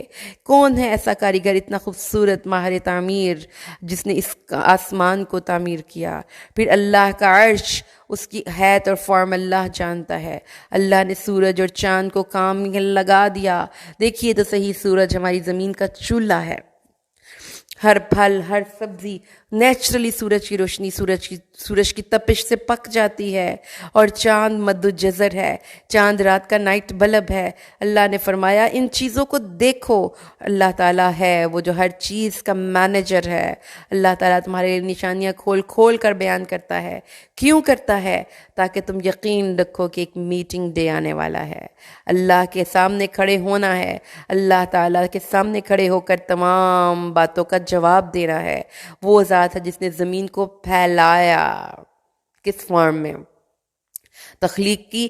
یہ اگر آپ اس کے اوپر ریسرچ کریں تو آپ کو اندازہ ہوگا کہ مد کے لفظی مطلب میں جو ورڈ کی کنوٹیشن ہے وہ سیم اسی طریقے سے زمین بڑی اور پھلی پھولی ہے. اللہ نے فرمایا زمین کو دیکھو، اس کے اندر پہاڑ کو دیکھو، نہروں کو دیکھو، پھلوں کو دیکھو، پھلوں کے جوڑوں کو دیکھو، رات کو دیکھو، دن کو دیکھو. یغشی اللیل النہار، رات اور دن ایک دوسرے کے پیچھے پیچھے ہیں. رات دن کو ڈھانپ لیتی ہے. اور اس میں بھی نشانیاں ہیں ان لوگوں کے لیے جو اللہ کی نشانیوں پر غور و فکر کرتے ہیں. اللہ کی ذات کا تعارف خود ان تمام مظاہر قدرت سے نظر آتا ہے. اور اگر آپ ان مظاہر قدرت پہ غور و فکر کریں تو آپ کو فطرت تک رسائی مل جاتی ہے، کائنات کی اس روح تک رسائی مل جاتی ہے جو کائنات کے ذرے ذرے کو چلا رہی ہے. اللہ فرماتا ہے اور زمین کو مزید دیکھو. ایک وَفِي الْأَرْضِ قِطْعٌ مُتَجَاوِرَاتٌ وَجَنَّاتٌ مِّنْ أَعْنَابٍ وَزَرْعٌ وَنَخِيلٌ صِنْوَانٌ وَغَيْرُ صِنْوَانٍ يُسْقَىٰ بِمَاءٍ وَاحِدٍ وَنُفَضِّلُ بَعْضَهَا عَلَىٰ بَعْضٍ فِي الْأُكْلِ إِنَّ فِي ذَلِكَ لَآيَاتٍ لِقَوْمٍ يَعْقِلُونَ. اور زمین میں ایک دوسرے سے ملے ہوئے مختلف ٹکڑے بھی ہیں. انگوروں کے باغ اور کھیتی، آنکھوں سے ذرا امیجن کرتے جائیے. زمین خوبصورت، انگوروں کے باغات، کھیتی، کھجور کے درخت کئی تنوں والے اور ایک تنے والے جنہیں ہم ایک ہی پانی سے سیراب کرتے ہیں. اور ان میں سے ہر پھل کا رنگ، ہر پھل کا ذائقہ، ہر پھل کی تاثیر مختلف ہے. بے شک اس میں بہت سے لوگوں کے لیے نشانیاں ہیں. کون ہے؟ زمین کے اندر اتنی مٹھاس، اس مٹی میں سے نکلنے والے اس پھل میں مٹھاس، اور ایک پھل میں کرواہٹ، اور ایک پھل میں کھٹاس بھرنے والا. اللہ فرماتے ہیں اگر وہ تعجب کرے تو ان کی بات تعجب ہے کہ کیا ہم مٹی ہو جائیں گے تو کیا واقعی ہم ایک نئی پیدائش میں ہوں گے؟ یعنی لوگ اپنے مرنے کے بعد دوبارہ جی اٹھنے کا انکار کر رہے ہیں. یہی لوگ ہیں جنہوں نے اپنے رب کا انکار کیا. یہی لوگ ہیں جن کی گردنوں میں طوق ہوں گے. یہی آگ والے ہیں، وہ اس میں ہمیشہ رہنے والے ہیں.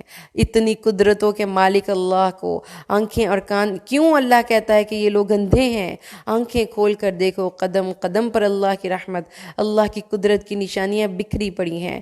جو کھاتے ہو نظر آتا ہے کس نے بنایا، جو پہنتے ہو نظر آتا ہے کس نے بنایا، جس کائنات کو استعمال کر رہے ہو، برت رہے ہو، جس کی زمین پہ چل پھر رہے ہو، اس کو دیکھے بنا ہی آنکھیں بند کر کے زندگی گزارتے چلے جا رہے ہو.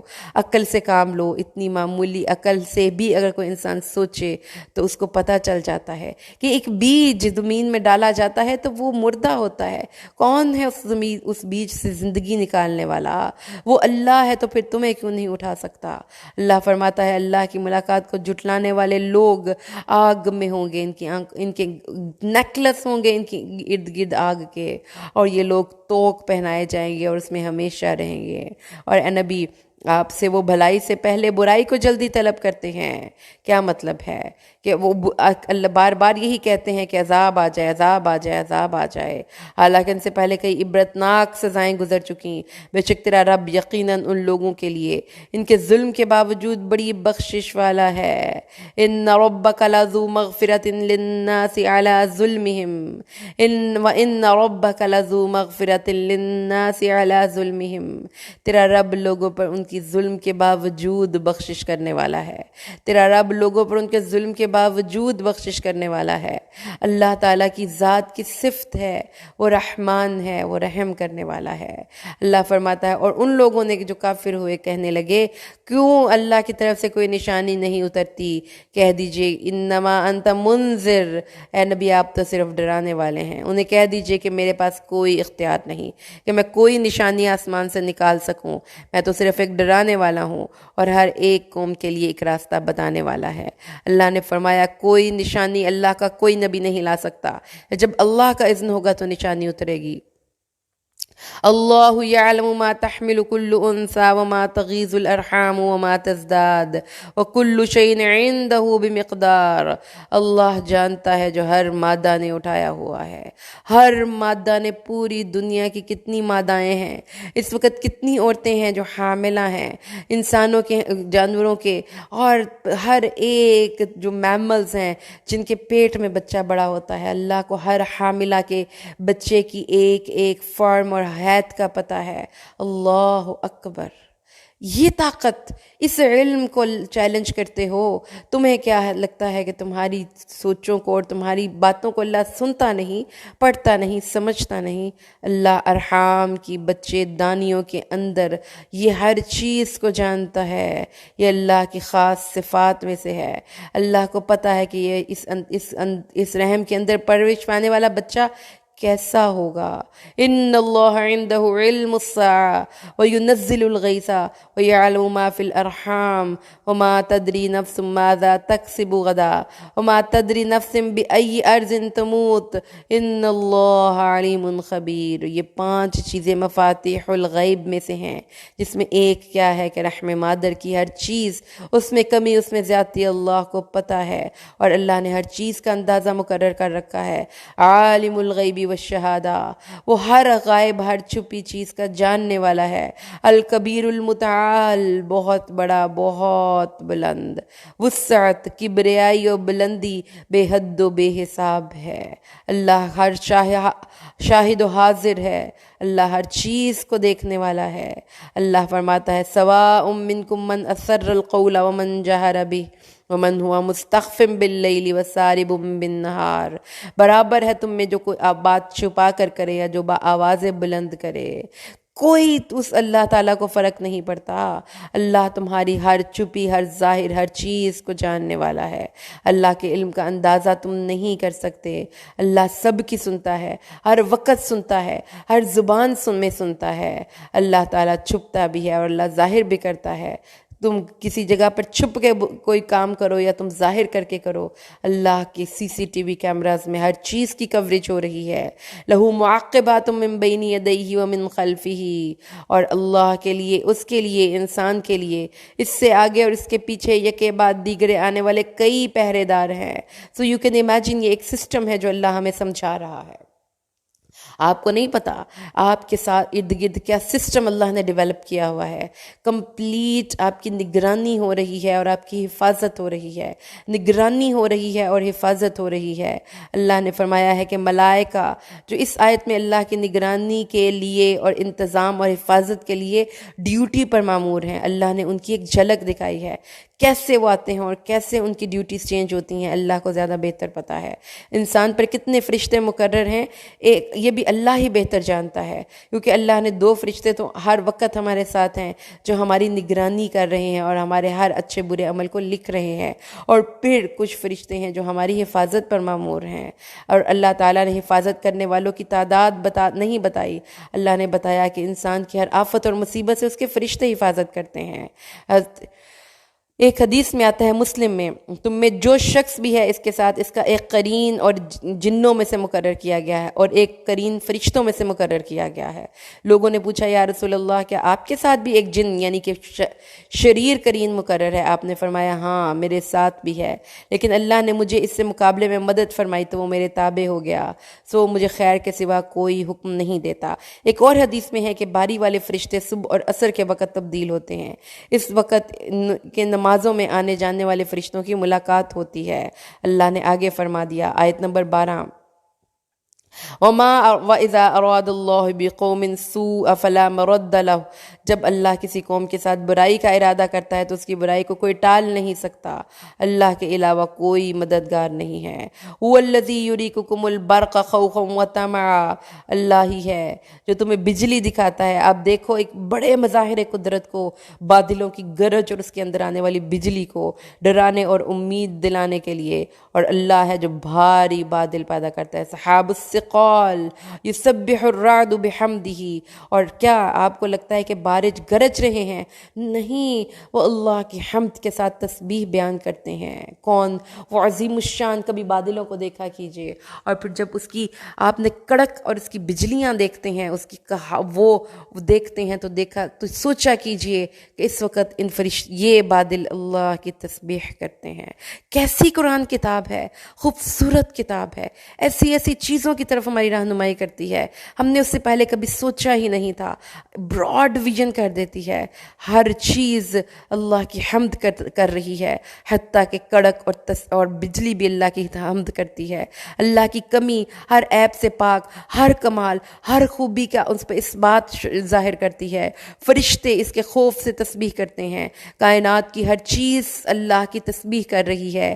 وَإِن مِّن شَيْءٍ إِلَّا يُسَبِّحُ بِحَمْدِهِ وَلَٰكِن لَّا تَفْقَهُونَ تَسْبِيحَهُمْ، اور کائنات کی کوئی چیز نہیں مگر اللہ کے حمد کے ساتھ تسبیح بیان کرتی ہے، مگر تم اس کی تسبیح کو نہیں سمجھتے۔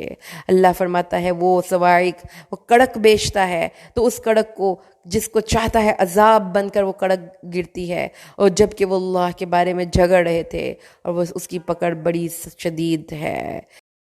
وَيُسَبِّحُ الرَّعْدُ بِحَمْدِهِ وَالْمَلَائِكَةُ مِنْ خِيفَتِهِ وَيُرْسِلُ الصَّوَاعِقَ فَيُصِيبُ بِهَا مَن يَشَاءُ وَهُمْ يُجَادِلُونَ فِي اللَّهِ وَهُوَ شَدِيدُ الْمِحَالِ، اور بادل کی گرج اس کی حمد کے ساتھ تسبیح کرتی ہے، اور فرشتے بھی اس کے خوف سے، اور وہ کڑکنے والی بجلیاں بھیجتا ہے، پھر انہیں ڈال دیتا ہے جس پر چاہتا ہے، جبکہ وہ اپنے اللہ کے بارے میں جھگڑ رہے ہوتے ہیں، بہت سخت قوت والا ہے۔ سورۃ الرعد کا نام اس آیت کریمہ 13 سورۃ الرعد سے لیا گیا ہے۔ رعد کا لفظی مطلب ہوتا ہے گرج، جو بادل گرجتے ہیں تو وہ اللہ فرماتا ہے کہ وہ دراصل وہ بادلوں کی اللہ کے سامنے تسبیح ہوتی ہے۔ اللہ نے اپنی کمال قدرت، اپنی جلال، اپنی عظمت کا بیان کیا ہے۔ دیکھو نا اس بادلوں کی گرج، اس کی گرنے والی بجلیوں اور کڑک کا ذکر دیکھو، اور یہ دیکھو کہ یہ اللہ کی حمد بیان کرتی ہے، اس کی تسبیح بیان کرتی ہے، اس کی اللہ کا ہر کمی اور ہر عیب سے پاک، ہر کمال اور ہر خوبی سے کا مالک ہونا قرار دیتی ہے۔ فرشتے بھی اس کے خوف سے اس کی حمد اور تسبیح کرتے ہیں، کائنات کی ذرہ ذرہ اللہ کی حمد، اللہ کی تسبیح کرتا ہے۔ وَإِن مِّن شَيْءٍ إِلَّا يُسَبِّحُ بِحَمْدِهِ وَلَٰكِن لَّا تَفْقَهُونَ تَسْبِيحَهُمْ۔ سبحان اللہ۔ قرآن کی آیات، قرآن میں اللہ تبارک و تعالیٰ نے جو صورتوں کی ترتیب رکھی ہے اتنی خوبصورت ہے۔ ایک طرف اگر انسان کی اپنی دنیا کے اپنے دوسرے انسانوں کے ساتھ معاملات کی اصلاح کی آیت کی صورت آئی، صورت یوسف، ساتھ ہی اللہ نے صورت الرعد پیش کر دی جو مکمل طور پہ توحید کے بارے میں انسانوں کو گائیڈ کرنے والی ہے۔ ارد گرد دیکھو تو صحیح رب اللہ کی قدرتیں اور پھر اللہ تبارک و تعالیٰ کی وسعتیں۔ اللہ تعالیٰ نے صبح اور شام، دیکھیے اللہ نے صرف ہم ہی تسبیح نہیں کرتے، چیونٹیاں اللہ کی تسبیح کرتی ہیں جنہیں ہم بے زبان سمجھتے ہیں۔ اللہ نے فرمایا ہے کئی چیزیں صاحب احساس و صاحب ادراک ہیں جو ہماری نظروں سے اوجھل ہیں، چیونٹیاں، ہم سمجھتے ہیں چونٹیاں کیا ہیں، وہ اللہ کی تسبیح کرتی ہیں۔ ہدہد اللہ تعالیٰ کی توحید کا دلیل کے طور پر پرچار کرتا ہے، اس کی گفتگو قرآن میں ذکر موجود ہے، پتھروں کے پھٹ جانے کا ذکر قرآن میں ہے، جہنم اور جنت کی گفتگو قرآن میں آئی ہے، اور اب سائنس نے ثابت کیا ہے کہ نباتات میں بھی اور جمادات میں بھی اور پودوں میں بھی شعور اور احساس ہے، اور کفار کے مرنے پر زمین و آسمان نہیں روئیں گے، اور پھر پرندوں اور پہاڑوں کا حضرت داود کے ساتھ مل کر صبح و شام تسبیح کرنا سورۃ صاد میں ہے۔ الرعد کے متعلق چند احادیث معروف ہیں۔ رسول صلی اللہ علیہ وسلم سے یہودیوں کے ایک سوال کے جواب میں آپ نے فرمایا، الرعد فرشتوں میں سے ایک فرشتہ ہے جو بادلوں پر مقرر ہے، اس کے ہاتھ میں آگ کا ایک کوڑا ہے جس کے ساتھ وہ بادلوں کو ہانکتا ہے، اور جو آواز اس سے سنائی دیتی ہے اس سے بادلوں کو ہانکنے کی آواز ہے۔ جب وہ اسے ہانکتا ہے یہاں تک کہ وہ اس جگہ پر پہنچ جاتا ہے جہاں اس کو حکم دیا جاتا ہے۔ اس لیے اللہ تعالیٰ نے فرمایا ہے، اللہ عز و جل جب بادل کو پیدا کرتا ہے تو وہ بولتا ہے، اس کا بہترین بولنا اور ہنستا ہے، اور اس کا بہترین ہنسنا ہے۔ اس سے کیا پتہ چلتا ہے کہ بہت سی چیزیں ہیں جن کی آوازیں ہیں، اللہ تعالیٰ نے حکم دیا تو بادلوں کی آواز ہم تک، ان کی تسبیح، ان کے ہانکنے کی آواز ہم تک پہنچ گئی۔ اس کے علاوہ کائنات میں بہت سی چیزیں ہیں جو کہ ہو رہی ہیں لیکن ان کی آوازیں ہم تک نہیں پہنچتیں۔ صاعقہ یعنی یہ ساری چیزیں ہیں۔ اگر آپ کو انٹرسٹ ہے نا تو آپ ذرا جا کر بادلوں کے بننے کو اور ان کے آگے پیچھے جانے کو، ان چیزوں کو ذرا اسٹڈی کریں تو آپ کو پتہ چلے گا کہ آپ کتنی وسیع و عریض کائنات میں اس وقت بیٹھے ہوئے ہیں، اور کتنے سلسلے ہیں جو ہماری کائنات میں ارد گرد اس وقت چل رہے ہیں، اور ہم ان سے ناواقف ہو کر صرف اپنی ہی ذات میں مگن ہو کر اپنا وقت برباد کر رہے ہیں۔ لہو دعوت الحق، اس کے لیے پکارنا، برحق پکارنا صرف اسی کے لیے ہے، اور جن کو وہ اس کے سوا پکارتے ہیں وہ ان کی دعا کچھ بھی قبول نہیں کرتے ہیں۔ اب بتاؤ نا، طاقتیں کس کی ہیں؟ جس کو پکارنا ہے تو اللہ کا حق ہے کہ اس کو ہی پکارا جائے، اور وہ لوگ جن کو آپ اللہ کو چھوڑ کر پکارتے ہیں اس کی مثال تو یوں ہے گویا کہ کوئی آدمی اپنی دونوں ہتھیلیاں اپنے ہاتھ میں رکھ کے پانی کو کہے، پانی بھائی میرے ہاتھ میں آ جاؤ، حالانکہ وہ اس کے منہ یا ہاتھ تک پہنچنے والا نہیں ہے۔ اور کافروں کا پکارنا سراسر بے سود ہے۔ اللہ نے فرمایا کہ یہ بے بسی ہے، یہ بے وقوفی ہے، ان کے خود ساختہ خداؤں کی بے ذاتی ہے، اور وہ بالکل ہیلپ لیس ہے، لاچار ہے، نہ بے آسرا ہیں۔ اللہ نے فرمایا وما دعاء الکافرین الا فی ضلال، کافروں کا غیر اللہ کو پکارنا سراسر بے سود ہے۔ وہ اپنے خیال کی رو میں بھٹکے ہی چلے جاتے ہیں۔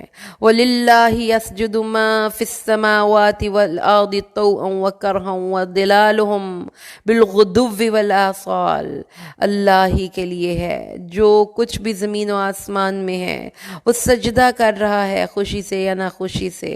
سمجھیے قرآن کتنی پیاری کتاب ہے، ہمیں زندگی کی وہ چیزیں دکھا دیتی ہے جو ہم کبھی نہیں نہ سوچتے تھے نہ دیکھتے تھے۔ اللہ کو کائنات کی ایک ایک چیز سجدہ کر رہی ہے، ما فی السماوات والارض، زمین و آسمان کی چیزیں کی ہر چیز، اور ان کے سائے بھی، چیزیں خود نہیں ان کے سائے تک یہ آیت سجدہ ہے۔ اللہ نے فرمایا انسان بے بس ہے، روک کے دکھاؤ اپنا بڑھاپا، روک کر دکھاؤ اپنے آپ کو، اپنا سانس روک کر دکھاؤ، اپنی بھوک پیاس روک کر دکھاؤ، بیماری روک کر دکھاؤ، ہو اور نہیں تو اپنا پیشاب پخانہ روک کر دکھاؤ۔ کیا ہے تمہارے پاس اختیار کہ اللہ کے سامنے کھڑے ہو جاتے ہو؟ حرکت قلب بند ہو جائے اس کو چلا کر دکھاؤ، گردے فیل ہو جائے چالو کر کے دکھاؤ، ایک ٹانگ اٹھا کر تو دوسری بھی اٹھا کر دکھاؤ، موت کے فرشتے کے سامنے اکڑ کر کھڑے ہو کر دکھاؤ۔ اللہ کے سامنے ہر چیز سجدہ ریز ہے تو تم کیوں نہیں ہوتے؟ کیوں نہیں ہوتے؟ اللہ کے سامنے تم عاجز ہو، تم اللہ کے سامنے عاجز ہو، تو پھر اپنے مقام کو پہچانتے ہوئے ہر وقت اللہ کے سامنے سر اطاعت خم کرو، کیونکہ صبح اور شام بار بار اللہ نے یہ لفظ بولا ہے، بالغدو والآصال. اس لیے پھر ریوائز کر لیجئے، صبح و شام اللہ کو یاد کرنے کے مخصوص اوقات ہیں. ان اوقات میں اللہ کو یاد کیا کیجئے، سبحان اللہ پڑھا کیجئے، اللہ کے نام کی تسبیح کیا کیجئے، اور وہ مسنون اذکار جو حدیث کی کتابوں میں لکھے ہوئے ہیں وہ پڑھا کیجئے. اگر نہیں پڑھ سکتے تو سن لیا کیجئے. قل من رب السماوات والارض قل اللہ. اے نبی کہہ دیجئے کون ہے جو آسمان اور زمین کا مالک ہے، کون ہے جو اللہ ہے جو رب آسمان اور زمین کا ہے. کہہ دیجئے وہ اللہ. کہہ دیجئے کہ تم نے اللہ کو چھوڑ کر کوئی اور معبود بنا لیے ہیں، کوئی اور کارساز بنا لیے ہیں جو اپنی جانوں کے لیے بھی نہ کسی نفع کے مالک ہے نہ کسی نقصان کے. کہہ دیجئے کہ اندھا اور آنکھ والا برابر ہیں، کہ اندھیرے اور روشنیاں برابر ہیں. وہ جن کی آنکھیں کھول کر اللہ کی ہر چیز سے اللہ کو پہچان لیا وہ ہدایت یافتہ، وہ اندھا جس کو پتہ ہی کچھ نہیں وہ برابر ہے. کیا جو اندھیرے میں بھٹک رہا ہے اور جو روشنی لے کر چل رہا ہے کیا برابر ہیں؟ اللہ نے فرمایا انہوں نے اللہ کے شریک بنا لیے. تو کیا وہ اللہ جیسی کوئی چیز بنا سکتے ہیں؟ ایک بادل ہی بنا کے دکھا دو تو ان کی پیدائش ان پر گڈمڈ ہو گئی. قل اللہ خالق کل شیء وہو الواحد القہار. اللہ ہر چیز کا خالق ہے. تو پھر حق بھی وہ رکھتا ہے کہ لیجسلیٹ کرے، حق بھی وہ رکھتا ہے کہ اسی کے سامنے سر اطاعت خم کیا جائے. آگے قرآن حکیم کی خوبصورت مثال ہے. اللہ فرماتا ہے اس نے آسمان سے کچھ پانی اتارا، آیت نمبر 17. تو کئی نالے اپنی اپنی وسعت کے مطابق بہہ پڑے.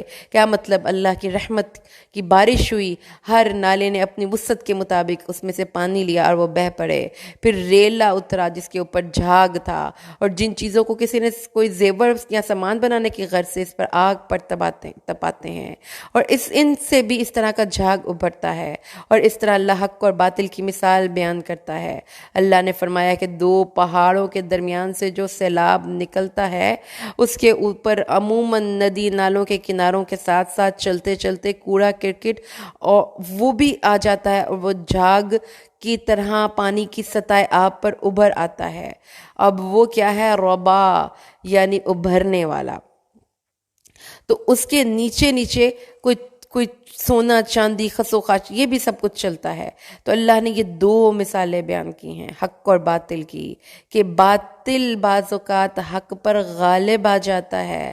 سونا چاندی اس کی تہ میں پڑا رہ گیا، اوپر نظر آنے والا باطل ہے، جھاگ ہے. آخرکار اللہ اس جھاگ کو ختم کر دیتا ہے، اور وہ جو سونا اور چاندی ہے وہ ہی بچتا ہے. ان کے کناروں سے پانی نکال کر پھینک دیتا ہے اور وہ بیکار چیزیں برباد ہو جاتی ہیں. اور خالص پانی سے لوگ فائدہ اٹھاتے ہیں، اور سونے اور چاندی سے لوگ فائدہ اٹھاتے ہیں. لیکن میل کچیل جو سونے اور چاندی کے ساتھ رہ جاتا ہے اس کو ختم کر دیتے ہیں. غرض سارا میل کچیل بیکار ہے. کثرت کے پیچھے بھاگنے والوں، قرآن کی آیتیں کہتی ہیں کثرت، میل، یہ جھاگ، یہ سیلاب کے اوپر آنے والی اتنی زیادہ جھاگ یہ ایک منٹ میں پیدا ہوتی ہے اور پھر زبردست طریقے سے بڑھتی آگے جاتی ہے. لیکن اس کا انجام کیا ہے؟ زبد فیذهب جفاء. جو جھاگ ہوتی ہے وہ برباد ہو جاتی ہے. واما ما ينفع الناس فيمكث في الارض. اور وہ جو لوگوں کو نفع پہنچانے والی چیز ہے وہی زمین میں ٹھہرتی ہے. قرآن کی حقانیت دیکھیے. سال ہا سال گزر جاتے ہیں، سال ہا سال گزر جاتے ہیں، تو انسان وہی زندگی انہی انسانوں کا نام ہے، انہی انسانوں کے کارناموں کا ذکر ہے جو انسانوں کو فائدہ دینے والے ہیں. تو آئیے آج اپنے آپ سے وعدہ کریں کہ ہم نے بے شک کہ ہم بہت نیچے ہوں، ہم پانی کے اوپر نہ ہوں، لیکن ہم نے اپنے وجود کو نفع بخش بنانا ہے. ہم لائم لائٹ میں بے شک نہ آئیں، لوگ ہمیں نہ پہچانے، لیکن ہم وہ نفع بخش انسان بنیں گے جس کا وجود دوسروں کے لیے فائدہ مند ہوگا. کیونکہ جو دنیا کے لوگوں کے لیے فائدہ مند ہے تو اس لیے آپ کے پاس اس لیے رسول صلی اللہ علیہ وسلم نے سوال کرتے تھے، اللہم انی اسألک علما نافعا. اللہ میں تجھ سے ایسے علم کا سوال کرتا ہوں جو نافع ہو. اگر آپ کے پاس کوئی علم نافع ہے تو اس کو دینے کے لیے لوگوں کو حریص ہو جائیے، کیونکہ یہ آپ کے لیے آپ کے مرنے کے بعد صدقہ جاریہ بنے گا، اور یہی ہے جو آپ کا نام زمین میں ٹھہر جائے گا. للذین استجابوا، جن لوگوں نے اپنے رب کی بات قبول کر لی انہی کے لیے بھلائی ہے، اور جنہوں نے اس کی بات قبول نہ کی، اگر واقعی ان کے پاس وہ سب کچھ ہو جو زمین میں ہے اور اس کے ساتھ اتنا اور ہو تو وہ ضرور اسے فدیے میں دے دیں گے۔ کس دن؟ قیامت کے دن۔ جنہوں نے اپنے رب کی بات قبول نہیں کی اور اس وقت کو استعمال غلط کرتے رہے، پھر قیامت کے دن حسرتیں کریں گے، کاش کہ ایک دفعہ واپس جائیں اور اللہ تعالیٰ سے کہیں گے، اللہ تعالیٰ سے ان کو زمین، اللہ کہے گا زمین بھر کر سونے کی دوں اور اس کے ساتھ اس جیسی دوں، اس عذاب سے چھٹکارا پانے کے لیے دو گے؟ وہ کہے گا ہاں دوں گا۔ اللہ فرماتا ہے دنیا میں نے تم سے اس سے بہت کم کا سوال کیا تھا کہ میرے ساتھ کسی کو شریک نہ ٹھہرانا۔ یعنی ان کے ساتھ اللہ تعالیٰ نے، رسول صلی اللہ علیہ وسلم نے فرمایا ہے کہ جسے دائیں ہاتھ میں نامہ اعمال دیا گیا اس کا حساب آسان ہوگا، اور جس کا بائیں ہاتھ میں نامہ اعمال دیا گیا وہ کہے گا ہائے افسوس، مجھے میرا نامہ اعمال نہ ہی دیا جاتا، مجھے معلوم ہی نہ ہوتا کہ یہ کیا ہے۔ اس لیے اللہ تعالیٰ نے فرمایا جس نے اپنے رب کی طرف سے اچھائی کو قبول کیا ان کے لیے اچھا اجر ہے، اور جنہوں نے اس کو قبول نہیں کیا تو اٹس یور چوائس، آپ کے دروازے پر دستک دیتی ہے نیکی، ہر روز ایک دفعہ دستک ضرور ملتی ہے، دروازہ بند کر لے تو پھر اللہ بھی آپ کے لیے اپنی رحمتوں کے دروازے بند کر لے گا۔ اللہ نے فرمایا کیا جس نے جانا کہ جو تیرے رب کی طرف سے اترا ہے وہ سچ ہے، کہ اس شخص جیسا ہو سکتا ہے، اس شخص جیسا ہو سکتا ہے جو اندھا ہو، بے شک نصیحت تو اہل عقل ہی قبول کرتے ہیں۔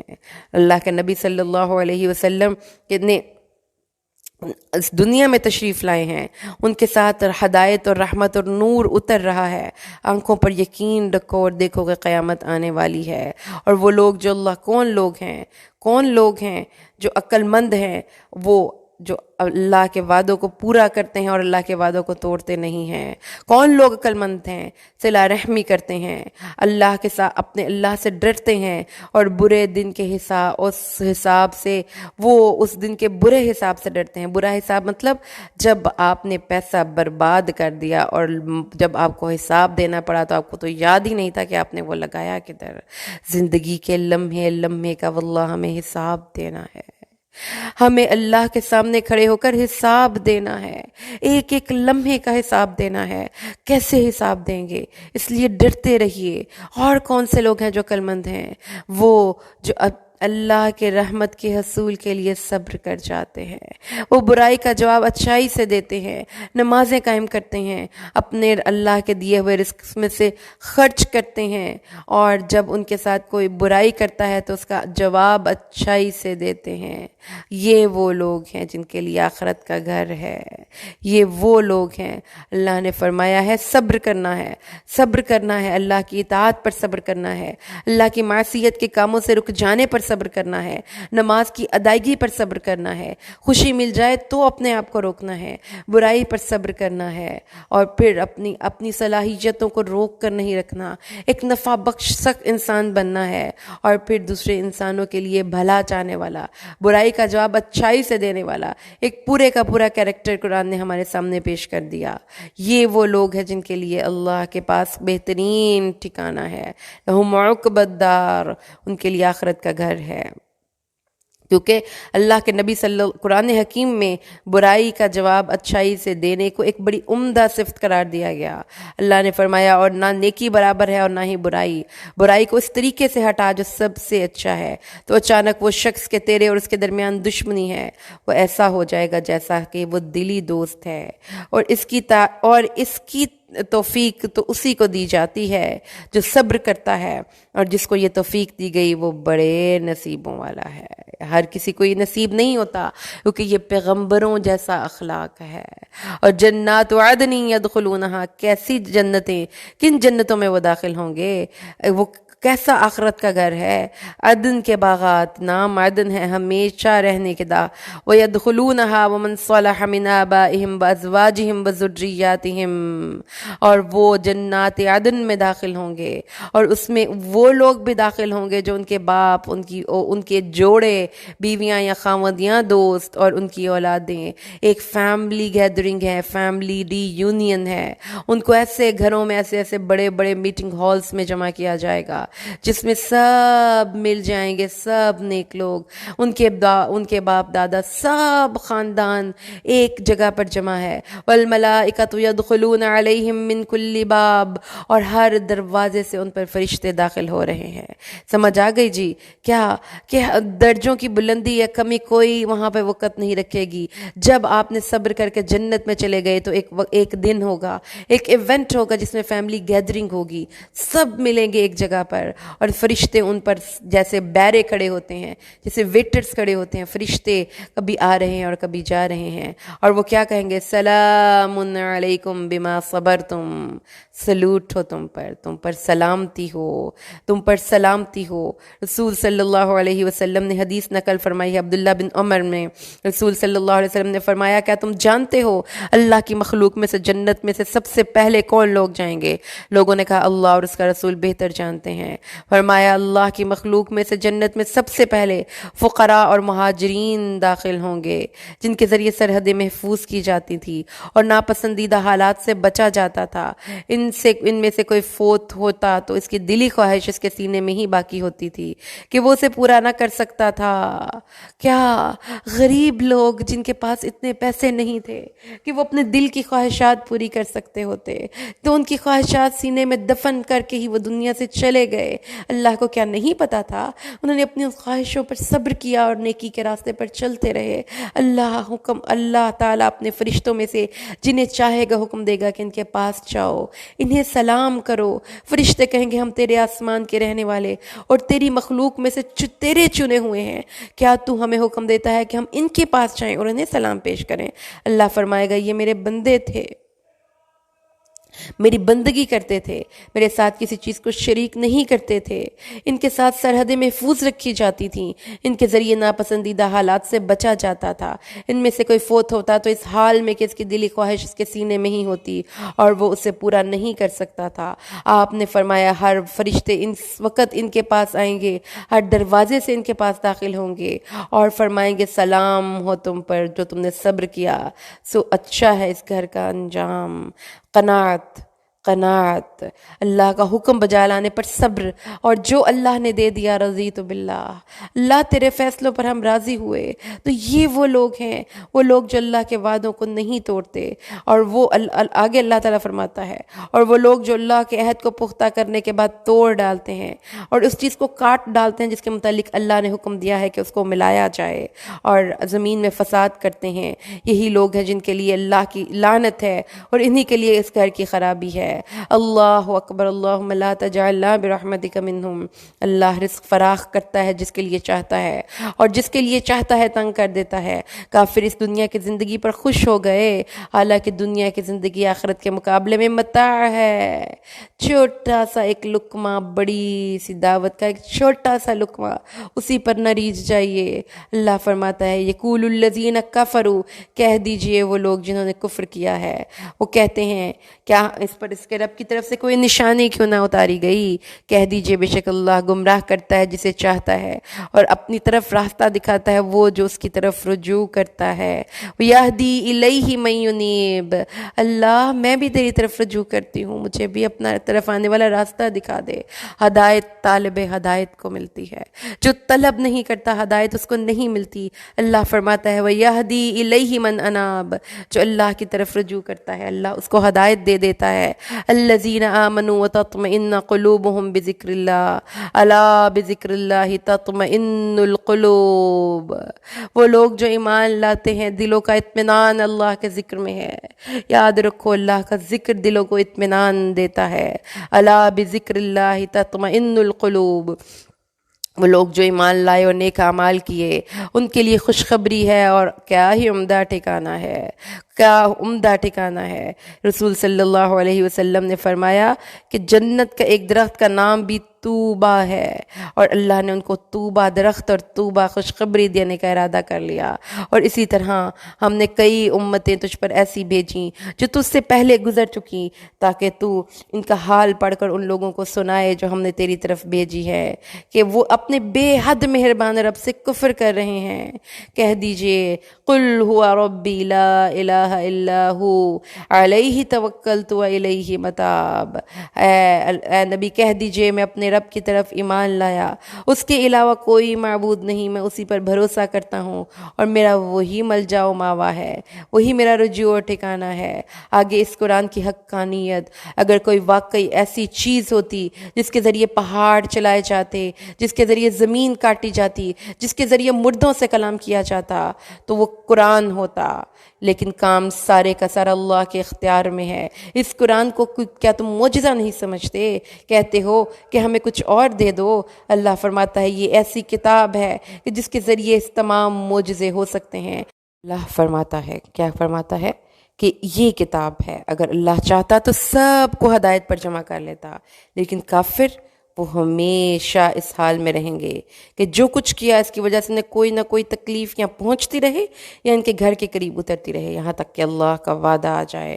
بے شک اللہ اپنے وعدے کی خلاف ورزی نہیں کرتا، یعنی اللہ تبارک و تعالیٰ نے فرمایا ہے کہ یہ کتاب ہے، اور کافر نا امید ہو گئے نا، تو اللہ تعالیٰ نے پھر فرمایا کہ سب لوگ اب ان کو ان کی گناہوں کی پاداش میں کوئی نہ کوئی تکلیف اور عذاب آتا ہی رہے گا۔ اور رسولوں کے ساتھ مذاق کیا گیا تو اس سے پہلے مذاق اڑایا گیا۔ بڑی تکلیف ہوتی ہے نفسیاتی طور پر انسان کو جب کوئی اس کی سچی بات کا مذاق اڑاتا ہے، اس کو نان سیریس لیتا ہے، اس کی کو امپورٹنس نہیں دیتا۔ تو اللہ نے فرمایا کہ میں نے کافروں کو ڈھیل دے رکھی ہے، پھر میں ان کو اچانک پکڑوں گا، میری پکڑ آ جائے گی، صبر کرو۔ کیا وہ شخص افمن ہوا قان، تو کیا وہ جو ہر جان پر اس کا نگران ہے، جو اس نے کمایا یعنی اللہ، اور کیا کوئی دوسرا اس کے برابر ہو سکتا ہے؟ بتاؤ۔ انہوں نے اللہ کے کچھ شریک بنا لیے ہیں، کہہ دیجئے ان کے نام لو، یا کیا تم اسے اس چیز کی خبر دیتے ہو جسے وہ زمین میں نہیں جانتا، کہ اللہ کو نہیں پتا کہ اس کے بھی کوئی شریک ہے؟ ظاہری بات سے، بلکہ ان لوگوں کے لیے جنہوں نے کفر کیا ان کا مکر خوشنما بنا دیا گیا، وہ سیدھے راستے سے روک دیے گئے۔ جسے اللہ گمراہ کر دے پھر اسے کوئی ہدایت دینے والا نہیں، جسے اللہ گمراہ کر دے اسے کوئی ہدایت دینے والا نہیں ہے۔ اللہ فرماتا ہے ان کے لیے دنیا کی زندگی میں بھی عذاب ہے اور آخرت کا عذاب زیادہ سخت ہے، اور ان کو اللہ کے علاوہ کوئی اور بتانے اور ان سے اللہ کے علاوہ کوئی بچانے والا بھی نہیں ہے۔ اللہ کے نبی نے فرمایا یہ تمہاری آگ جو ابن آدم جلاتا ہے جہنم کی گرمی کے 70 حصوں میں سے ایک حصہ ہے۔ اللہ اکبر، اللہم اجرنا من النار۔ مثال اس جنت کی جس کو متقون وعدہ دیے گئے ہیں، تجری من تحتها الانہار، اس کے نیچے نہریں بہتی ہیں، ان کا اکلوہا دائم، اس کا کھانا ہمیشہ رہنے والا ہے، اس کا سایہ بھی ہمیشہ رہنے والا ہے۔ یہ ان لوگوں کا انجام ہے جو متقی بنے، اور کافروں کا انجام آگ ہے۔ اللہ نے بتایا کہ جنت کی کیفیت تم جان تو سکتے نہیں، مثال لے لو کہ اس کا کھانا بھی اور اس کا جو سایہ ہے وہ مستقل ہے۔ والذین آتیناہم الکتاب یفرحون بما انزل الیک، اللہ نے فرمایا اور وہ جو اہل کتاب ہیں وہ بڑا خوش ہوتے ہیں اپنی ہی اتاری ہوئی کتاب پر جو ان کی طرف نازل کیا گیا ہے، اور کچھ گروہ وہ ہیں جو اس میں سے بعض کا انکار کرتے ہیں۔ کہہ دیجئے مجھے تو یہی حکم دیا گیا ہے کہ میں اللہ کی عبادت کروں اور اس کے ساتھ کسی کو شریک نہ ٹھہراؤں، میں اسی کی طرف تمہیں دعوت دیتا ہوں اور میرا لوٹایا جانا بھی اسی کی طرف ہے۔ مطلب کیا ہے کہ کچھ لوگ جو فرقہ بندیوں کا شکار ہوتے ہیں وہ دوسرے بندے کی بات سننا ہی گوارا نہیں کرتے، وہ کہتے ہیں بھائی جو ہمارے پاس علم ہے بس ہمیں وہی کافی ہے، اور اسی پر اتراتے رہتے ہیں، نہ کوئی ریسرچ اور نہ ہی کوئی دوسرے مذہب کے بارے میں کوئی بات سننی نہ دیکھنی۔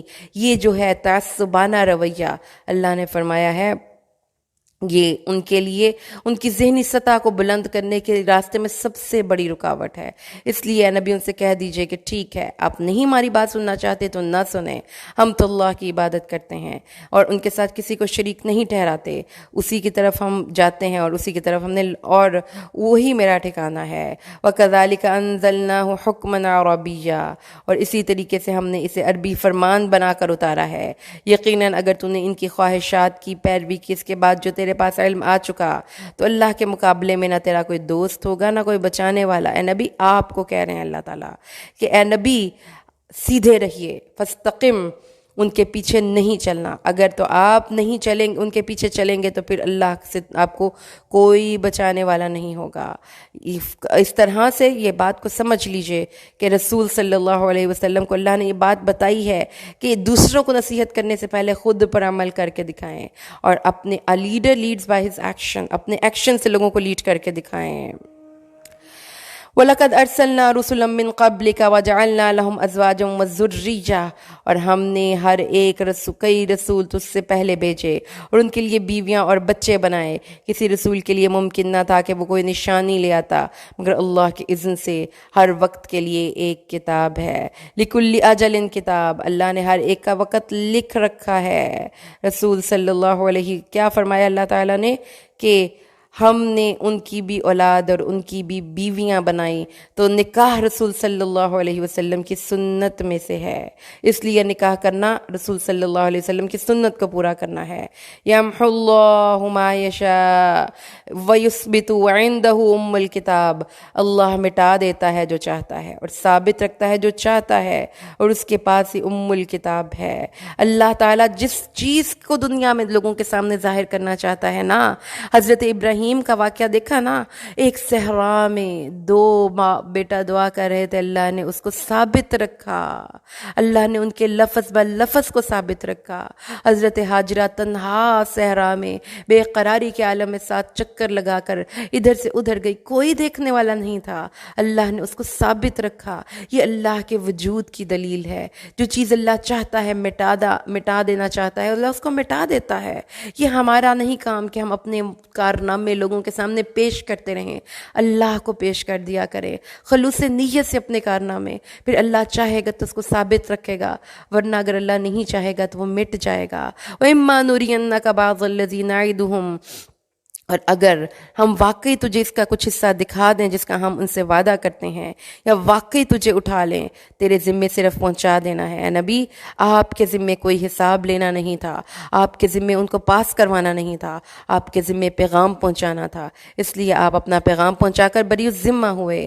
اولم یروا انا نأتی الارض ننقصها من اطرافها، کیا انہوں نے نہ دیکھا بے شک ہم زمین کی طرف آتے ہیں، اس کے کناروں سے کم کرتے آتے ہیں. یہ کیا ہے؟ یہ سائنس کہتا ہے کہ اللہ تعالیٰ نے زمین کو کم کر رہا ہے، زمین سمٹ رہی ہے، یا یہ کہ اللہ تعالیٰ انسانوں کو زمین میں سے نکالتے جاتے ہیں، عزت والوں کو ذلیل کر دیتے ہیں اور نیچوں کو اوپر کر دیتے ہیں. اللہ تعالیٰ ہے جو اپنے ہر کام کو کرنے والا ہے. واللہ یحکم لا معقب لحکمہ، اللہ اپنا فیصلہ کرتا ہے تو کوئی اس کے فیصلے پر نظر ثانی کرنے والا نہیں. وہ قادر مطلق ہے، وَهُوَ سَرِيعُ الْحِسَابِ، اور وہ سب سے جلد حساب لینے والا ہے. آگے اللہ فرماتا ہے قَدْ مَكَرَ الَّذِينَ مِن قَبْلِهِمْ، بلا شبہ ان لوگوں نے تدبیریں کی جو ان سے پہلے تھے. سو اصل تدبیر تو سب اللہ ہی کی ہے. وہ جانتا ہے جو کچھ ہر شخص کر رہا ہے، اور ان قریب کفار جان لیں گے اس گھر کا انجام کس کے لیے اچھا ہے، اس گھر کا انجام کس کے لیے اچھا ہے. اور وہ لوگ جنہوں نے کفر کیا کہتے ہیں تو کسی طرح کا رسول نہیں، کہہ دیجئے میرے اور تمہارے درمیان اللہ گواہ کافی ہے، اور وہ شخص بھی ہمارے درمیان گواہ ہے جس کے پاس کتاب کا علم ہے کہ یہ کتاب اور یہ وحی اور یہ ذکر اللہ کی طرف سے ہے. ابراہیم، آپ کو پتہ ہے کہ اللہ کے جلیل القدر نبی کا نام ہے، تو ہم انشاءاللہ اس سورہ مبارکہ میں حضرت ابراہیم کی لائف کے بارے میں تھوڑا سا اسٹڈی کریں گے. اعوذ باللہ من الشیطان الرجیم، بسم اللہ الرحمن الرحیم. الف لام را، کتاب انزلناہ الیک لتخرج الناس من الظلمات الى النور باذن ربهم الى صراط العزیز الحمید. الف لام را، یہ ایک کتاب ہے جسے ہم نے تیری طرف نازل کیا ہے تاکہ تو لوگوں کو اندھیروں سے روشنی کی طرف نکال لائے.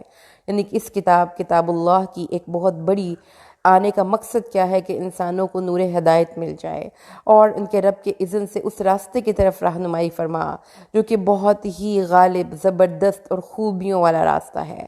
یعنی اللہ کا دین اسلام ہمیں اندھیروں سے نکالتا ہے، اور یہ کتاب، بار بار کتاب کا ذکر ہے کہ یہ کتاب ہمیں اندھیروں سے نکال کے روشنیوں کی طرف لاتی ہے. اللہ وہ ذات ہے جس کے لیے آسمان اور زمین میں سب کچھ ہے، اور کافروں کے لیے سخت عذاب کے باعث بڑی ہلاکت ہے. کیوں ہلاکت ہے؟ کیونکہ ان کی پرائرٹیز میں دنیا تھی، انہوں نے دنیا کی زندگی کو آخرت پر ترجیح دے کر اللہ کے راستے سے لوگوں کو روکا اور خود بھی اس سے رکتے رہے اور اس میں ٹیڑھا پن تلاش کیا۔ تو جس کو دنیا مل گئی ہے اور بڑی مل گئی ہے، اس پہ کبھی رشک نہ کیا کیجئے، کیونکہ اللہ نے فرمایا ہے کہ وہ لوگ جنہوں نے صرف دنیا چاہت کی اور دنیا ہی میں ان کو سب کچھ مل گیا، ان کے لیے یہ لوگ بڑی دور کی گمراہی میں ہیں۔ جس کے فوکس سے آخرت آؤٹ ہو گئی، وہ بندہ بڑی گمراہی میں ہے۔ ہم نے کسی رسول کو نہیں بھیجا مگر اسی قوم کی زبان دے کر، پھر ان کے لیے وہ کھول کھول کر بیان کرے۔ پھر اللہ جسے چاہتا ہے گمراہ کرتا ہے اور جسے چاہتا ہے ہدایت دیتا ہے، وہی سب پر غالب ہے، کمال حکمت والا ہے۔ ہم نے موسیٰ کو اپنی نشانیاں دے کر بھیجا اور کہ اپنی قوم کو اندھیروں سے روشنی کی طرف نکال۔ اللہ کی نشانیاں ہیں، یہ کتاب ہے جو انسانیت کے لیے ایک بہت بڑی نعمت ہے۔ حضرت موسیٰ بھی اپنی کتاب لائے تھے اور ان کو کہا گیا کہ اندھیروں سے روشنیوں کی طرف نکال، انہیں اللہ کے دن یاد کروا، اللہ کی عظمتوں کا ان کو تعارف دے۔ اللہ تعالیٰ نے ان کو بتایا کہ اللہ کی اس کتاب کو یاد کر کے اللہ تک رسائی حاصل کرو۔ اس میں نشانیاں ہیں ہر ایک اس شخص کے لیے جو بہت صبر کرنے والا ہے، بہت شکر کرنے والا ہے۔ اور جب موسیٰ نے اپنی قوم سے کہا، اے میری قوم، اللہ کی نعمتوں کو یاد کرو، تو کیا آپ اللہ کی نعمتوں کو یاد کرتے ہیں؟ میں اللہ کی نعمتوں کو، یہ میرے لیے بھی ریمائنڈر ہے اور آپ کے لیے بھی۔ آئیے ہم اللہ کی تمام نعمتوں کو یاد کریں جو اس نے ہمیں عطا کی اور اس پر اللہ کا شکر ادا کریں۔ ان کی نعمتیں کیا ہیں؟ اللہ نے تمہیں آل فرعون سے نجات دی، وہ تمہیں برا برا عذاب دیتے تھے، وہ تمہارے بیٹوں کو بہت ذبح کرتے تھے اور تمہاری عورتوں کو زندہ رہنے دیتے تھے، تمہاری نسل کشی کر رہے تھے، تم پر ظالم حکمران مسلط تھا۔ اللہ نے سب سے تمہیں نجات دی۔ اس میں تمہارے رب کی طرف سے بہت بڑی آزمائش ہے، اور اس میں تمہارے لیے تمہارے رب کی طرف سے بہت بڑی آزمائش تھی۔ وَإِذْ تَأَذَّنَ رَبُّكُمْ لَئِن شَكَرْتُمْ لَأَزِيدَنَّكُمْ وَلَئِن كَفَرْتُمْ إِنَّ عَذَابِي لَشَدِيدٌ۔ اللہ فرماتا ہے جب تمہارے رب نے یہ تمہیں آگاہ کر دیا کہ اگر تم شکر کرو گے تو میں تمہاری نعمتوں میں اضافہ کروں گا، تو اپنی نعمتوں کے اضافے کے لیے ان کا شکر ادا کرتے ہی رہنا چاہیے۔ اور شکر ایک زبانی کلمہ تو ہے ہی ہے، الحمدللہ کلمہ شکر ہے۔ شکر ایک سوچنے کا انداز بھی ہے کہ جو نعمت اللہ نے مجھے دی میں اسی کی مخلوق کے بھلے کے لیے اس کے حکم کے مطابق صرف کرتی ہی رہوں گی، صرف کرتا ہی رہوں گا۔ جب ہم دوسروں کا بھلا چاہتے ہیں تو اللہ ہماری نعمتوں میں اضافہ کر دیتا ہے۔ اللہ کی نعمتوں کو اللہ کے راستے میں اس کے حکم کے مطابق خرچ کر دینے سے ان نعمتوں میں اضافہ ہوتا ہے۔ اور اگر آپ کفران نعمت کرتے ہیں، ان نعمتوں کا استعمال غلط جگہوں پہ کرتے ہیں، تو پھر اللہ کا عذاب آتا ہے۔ اور موسیٰ نے کہا، ان تکفروا انتم ومن فی الارض جميعا، اگر تم اور تمہارے ساتھ زمین میں سب لوگ کفر کریں تو اللہ کو کیا اللہ کا کیا بگاڑ لوگے؟ اللہ تمہارے کفر سے بے نیاز ہے۔ اللہ تعالیٰ نے فرمایا اور رسولوں نے کہا کیا ہم اللہ کے بارے میں شک کریں؟ کیا مطلب؟ انہوں نے کہا اور کیا ان کے پاس اس سے پہلے نوح کی، عاد کی اور سمود کی خبر نہیں آئی اور وہ لوگ جو ان کے بعد آئے تھے؟ اللہ فرماتا ہے جنہیں اللہ کے سوا کوئی نہیں جانتا، ایسی ایسی بستیوں والے لوگ تھے، اور وہ ان کے پاس واضح نشانیاں لے کر آئے تو انہوں نے اپنے ہاتھ اپنے منہوں میں لوٹا لیے۔ یعنی کہ یہ ایک اللہ نے پوری امیجری بتائی ہے کہ کس طرح سے انہوں نے ان نبیوں کا مذاق اڑایا تھا، ان کی نقلیں اتار کر اپنی نان وربل کمیونیکیشن کے ذریعے ان کے ساتھ ان کو تمسخر اڑایا اور کہنے لگے ہم نہیں مانتے جو تم دے کر بھیجے گئے ہو، بے شک ہم تو اس چیز کے بارے میں جس کی طرف تم ہمیں دعوت دیتے ہو ایک شک میں مبتلا ہیں، فی شک مریب، ایک بے چین کر دینے والے شک میں مبتلا ہے، ہم تردد میں ہیں۔ تو جو لوگ اللہ کے دین پر عمل نہیں کرتے ان کو سوچوں میں کبھی بھی راہ مستقیم نصیب نہیں ہوتی، ان کی سوچیں پراگندہ ہی رہتی ہیں اور ان کو پتہ ہی نہیں چلتا حقیقت حال کیا ہے۔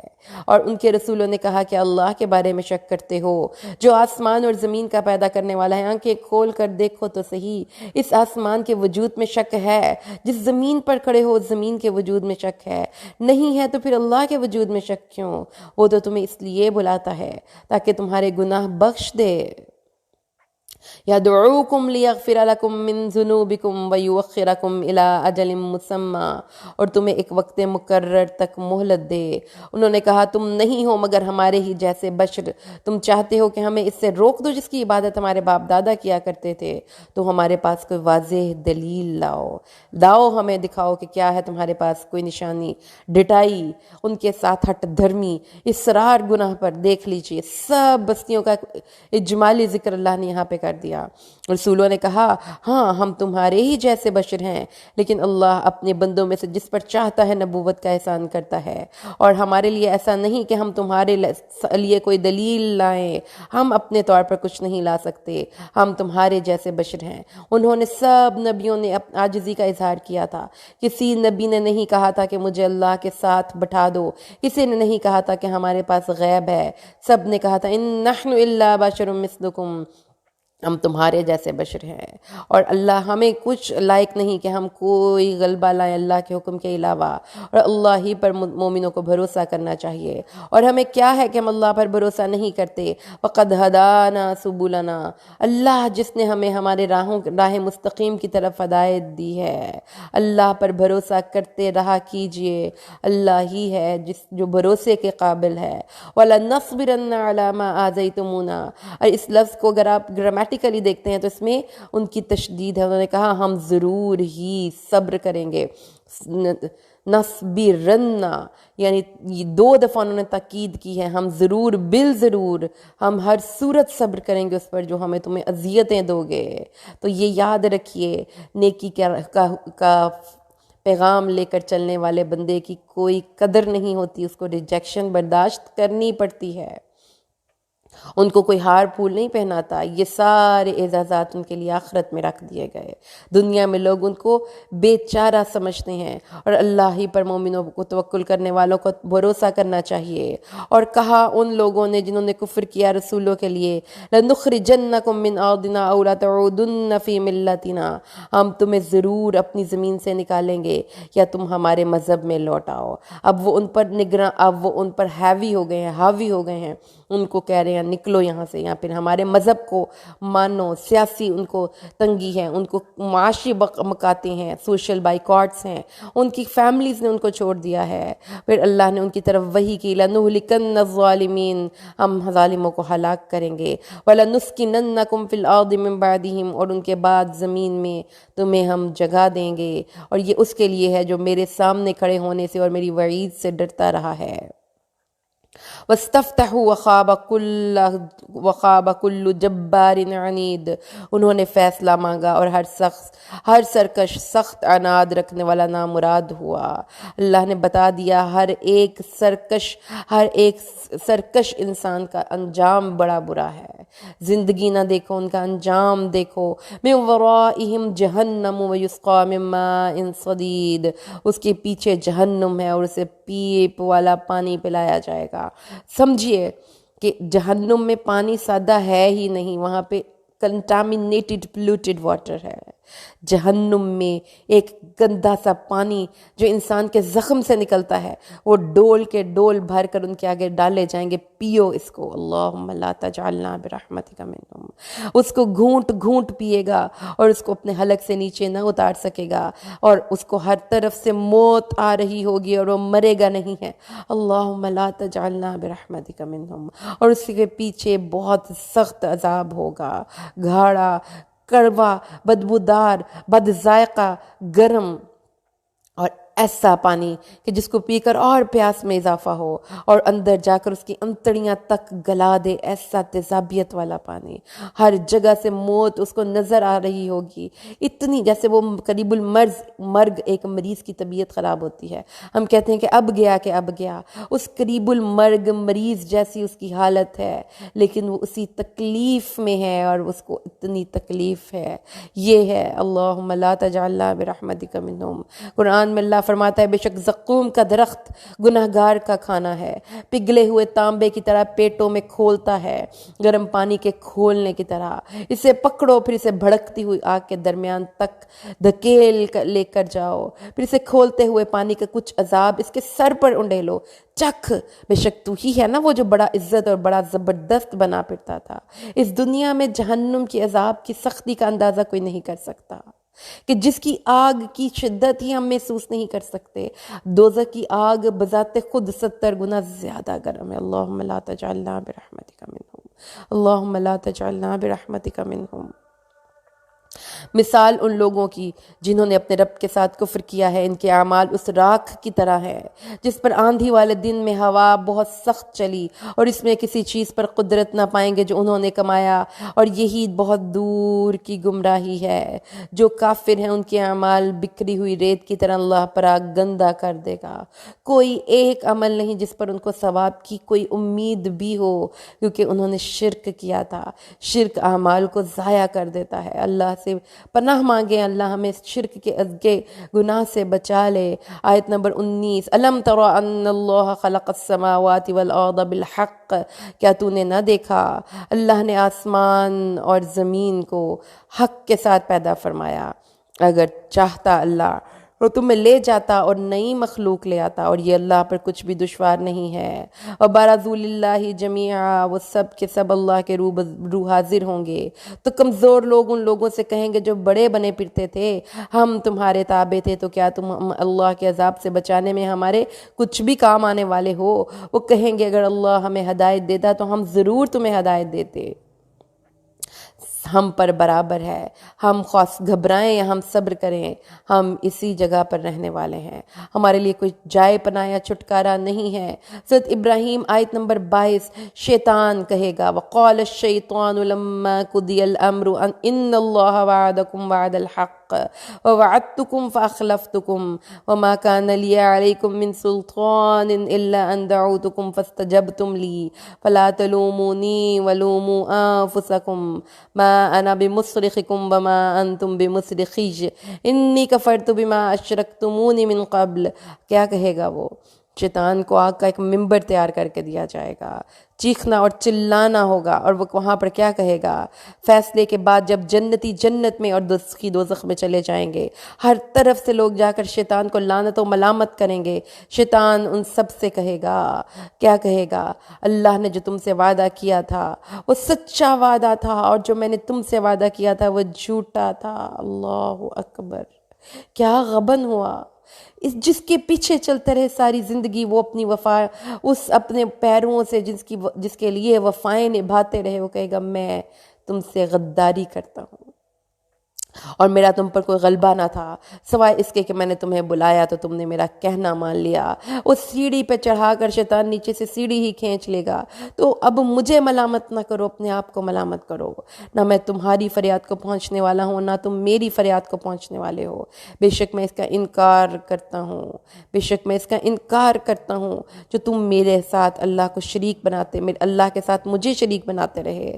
اللہ فرماتا ہے وَمَا يَعِدُهُمُ الشَّيْطَانُ إِلَّا غرورا، شیطان ان کو دھوکے کے وعدے دیتا ہے۔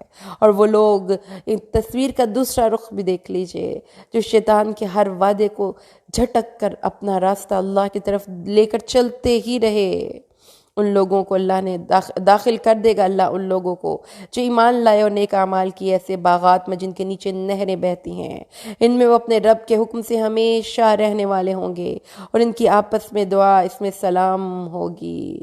وَتَحِيَّتُهُمْ فِيهَا سلام، جب بھی ملیں گے ایک دوسرے کو السلام علیکم کہیں گے، فرشتے ان کو السلام علیکم کہیں گے، اور سلام قولا من رب الرحیم، اللہ کی طرف سے سلامتی کا پیغام آئے گا۔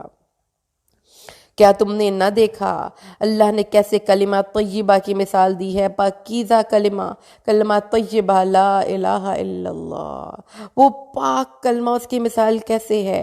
اصلها ثابت وفرعها فی السماء، جس کی جڑ مضبوط، چوٹی آسمان میں ہے۔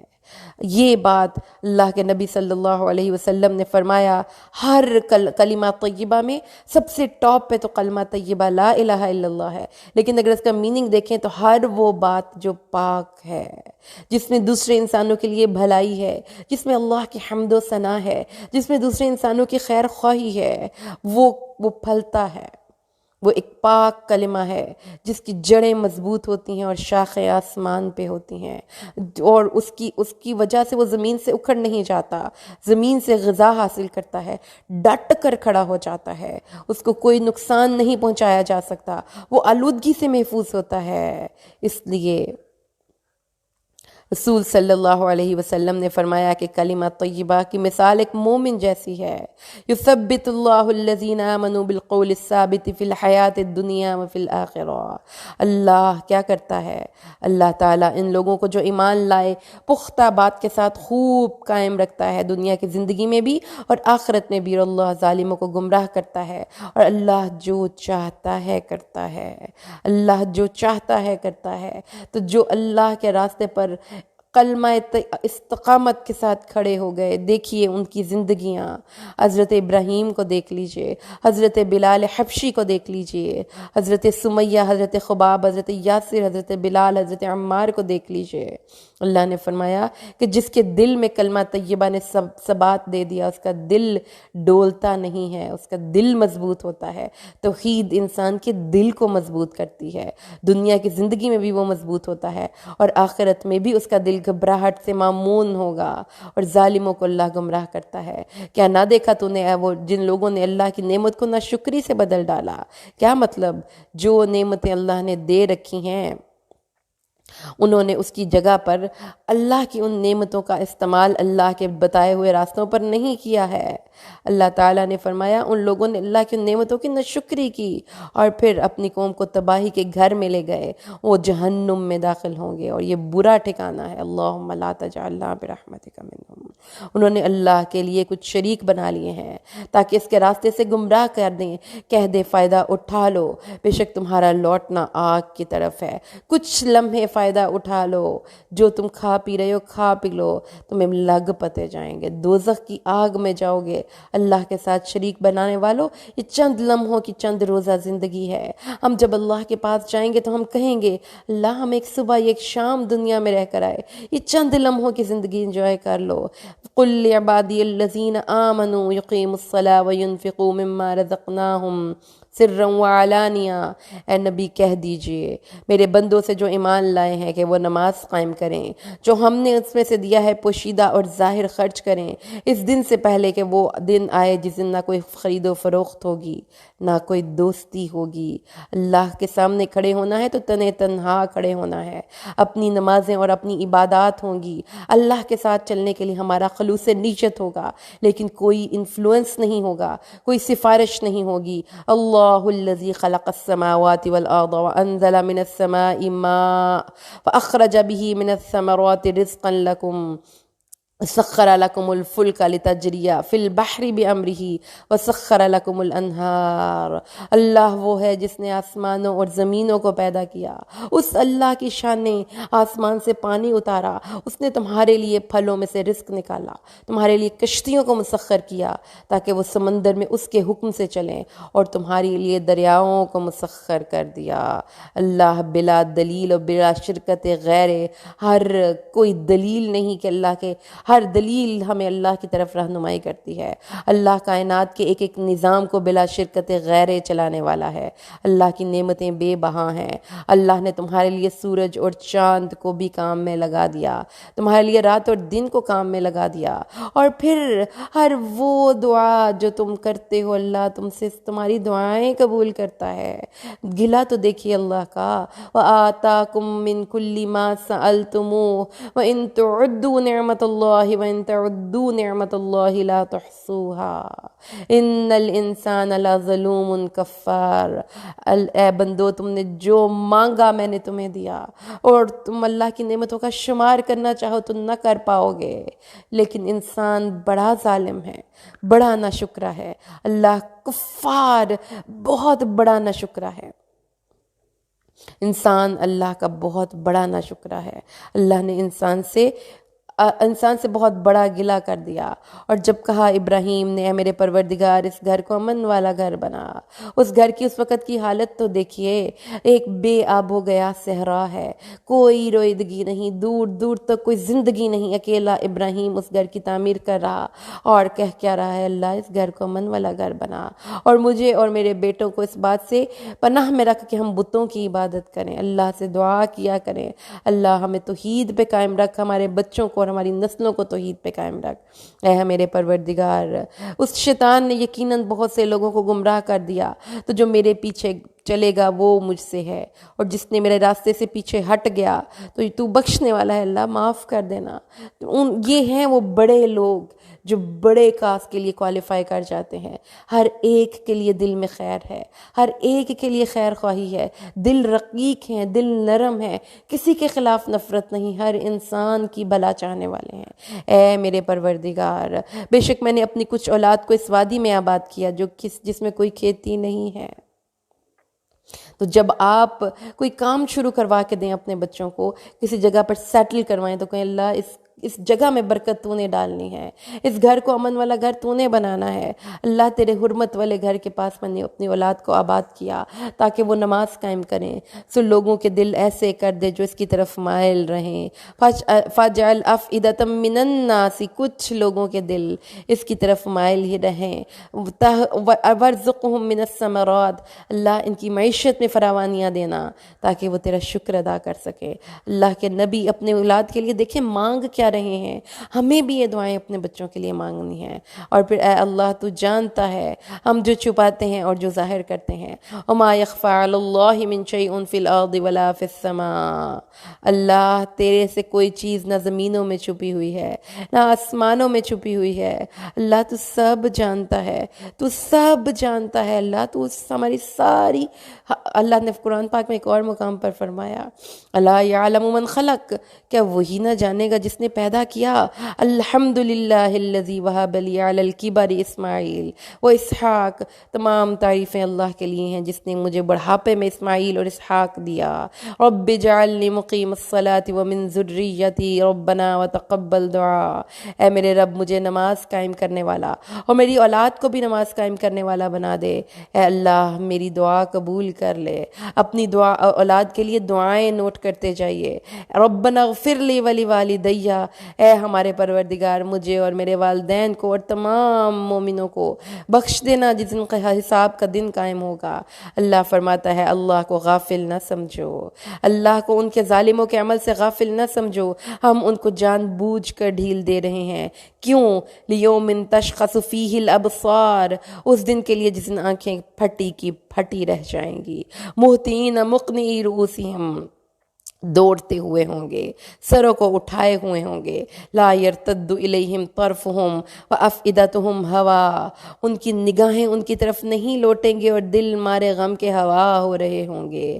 اللہ فرماتا ہے وہ لوگ ہیں وانذر الناس یوم یاتیہم العذاب، لوگوں کو ڈراؤ اس دن سے جب ان پر عذاب آئے گا، وہ لوگ جنہوں نے ظلم کیا کہیں گے اے ہمارے رب ہمیں قریب وقت تک مہلت دے دے، ہم تیری دعوت قبول کریں گے، ہم رسولوں کی پیروی کریں گے۔ اللہ فرمایا کہ تم نے پہلے قسمیں نہیں کھائی تھی کہ تمہارے لیے کوئی زوال نہیں، اب بولو اب زوال آ گیا، اب کیوں کہتے ہو کہ ہمیں واپس لوٹا دے؟ اور بس اللہ نے فرمایا اور تم ان لوگوں کے رہنے کی جگہوں میں آباد رہے جنہوں نے اپنی جانوں پر ظلم کیا، تو ہاں تم پر تو واضح ہو گیا تھا کہ ظلم کا انجام کیا ہوتا ہے، پھر تم بھول گئے۔ وقد مکروا، اللہ نے فرمایا ہے وقد مکروا مکرہم عند اللہ مکرہم، انہوں نے کیا تدبیریں کی اور اللہ نے بھی تدبیریں کی، اور اللہ فرماتا ہے کہ ان کی تدبیر ایسی تھی کہ ان کی تدبیریں ایسی خراب تھیں، ایسی انہوں نے مکر اور چالیں کی کہ جیسے کہ پہاڑ ہی اپنی جگہ سے ہل جائیں گے، یعنی پہاڑوں جیسے مستحکم چیزوں کو نقصان پہنچانے کی بھی تدبیر کر بیٹھے تھے وہ۔ ایسی خطرناک تدبیریں کی تھیں۔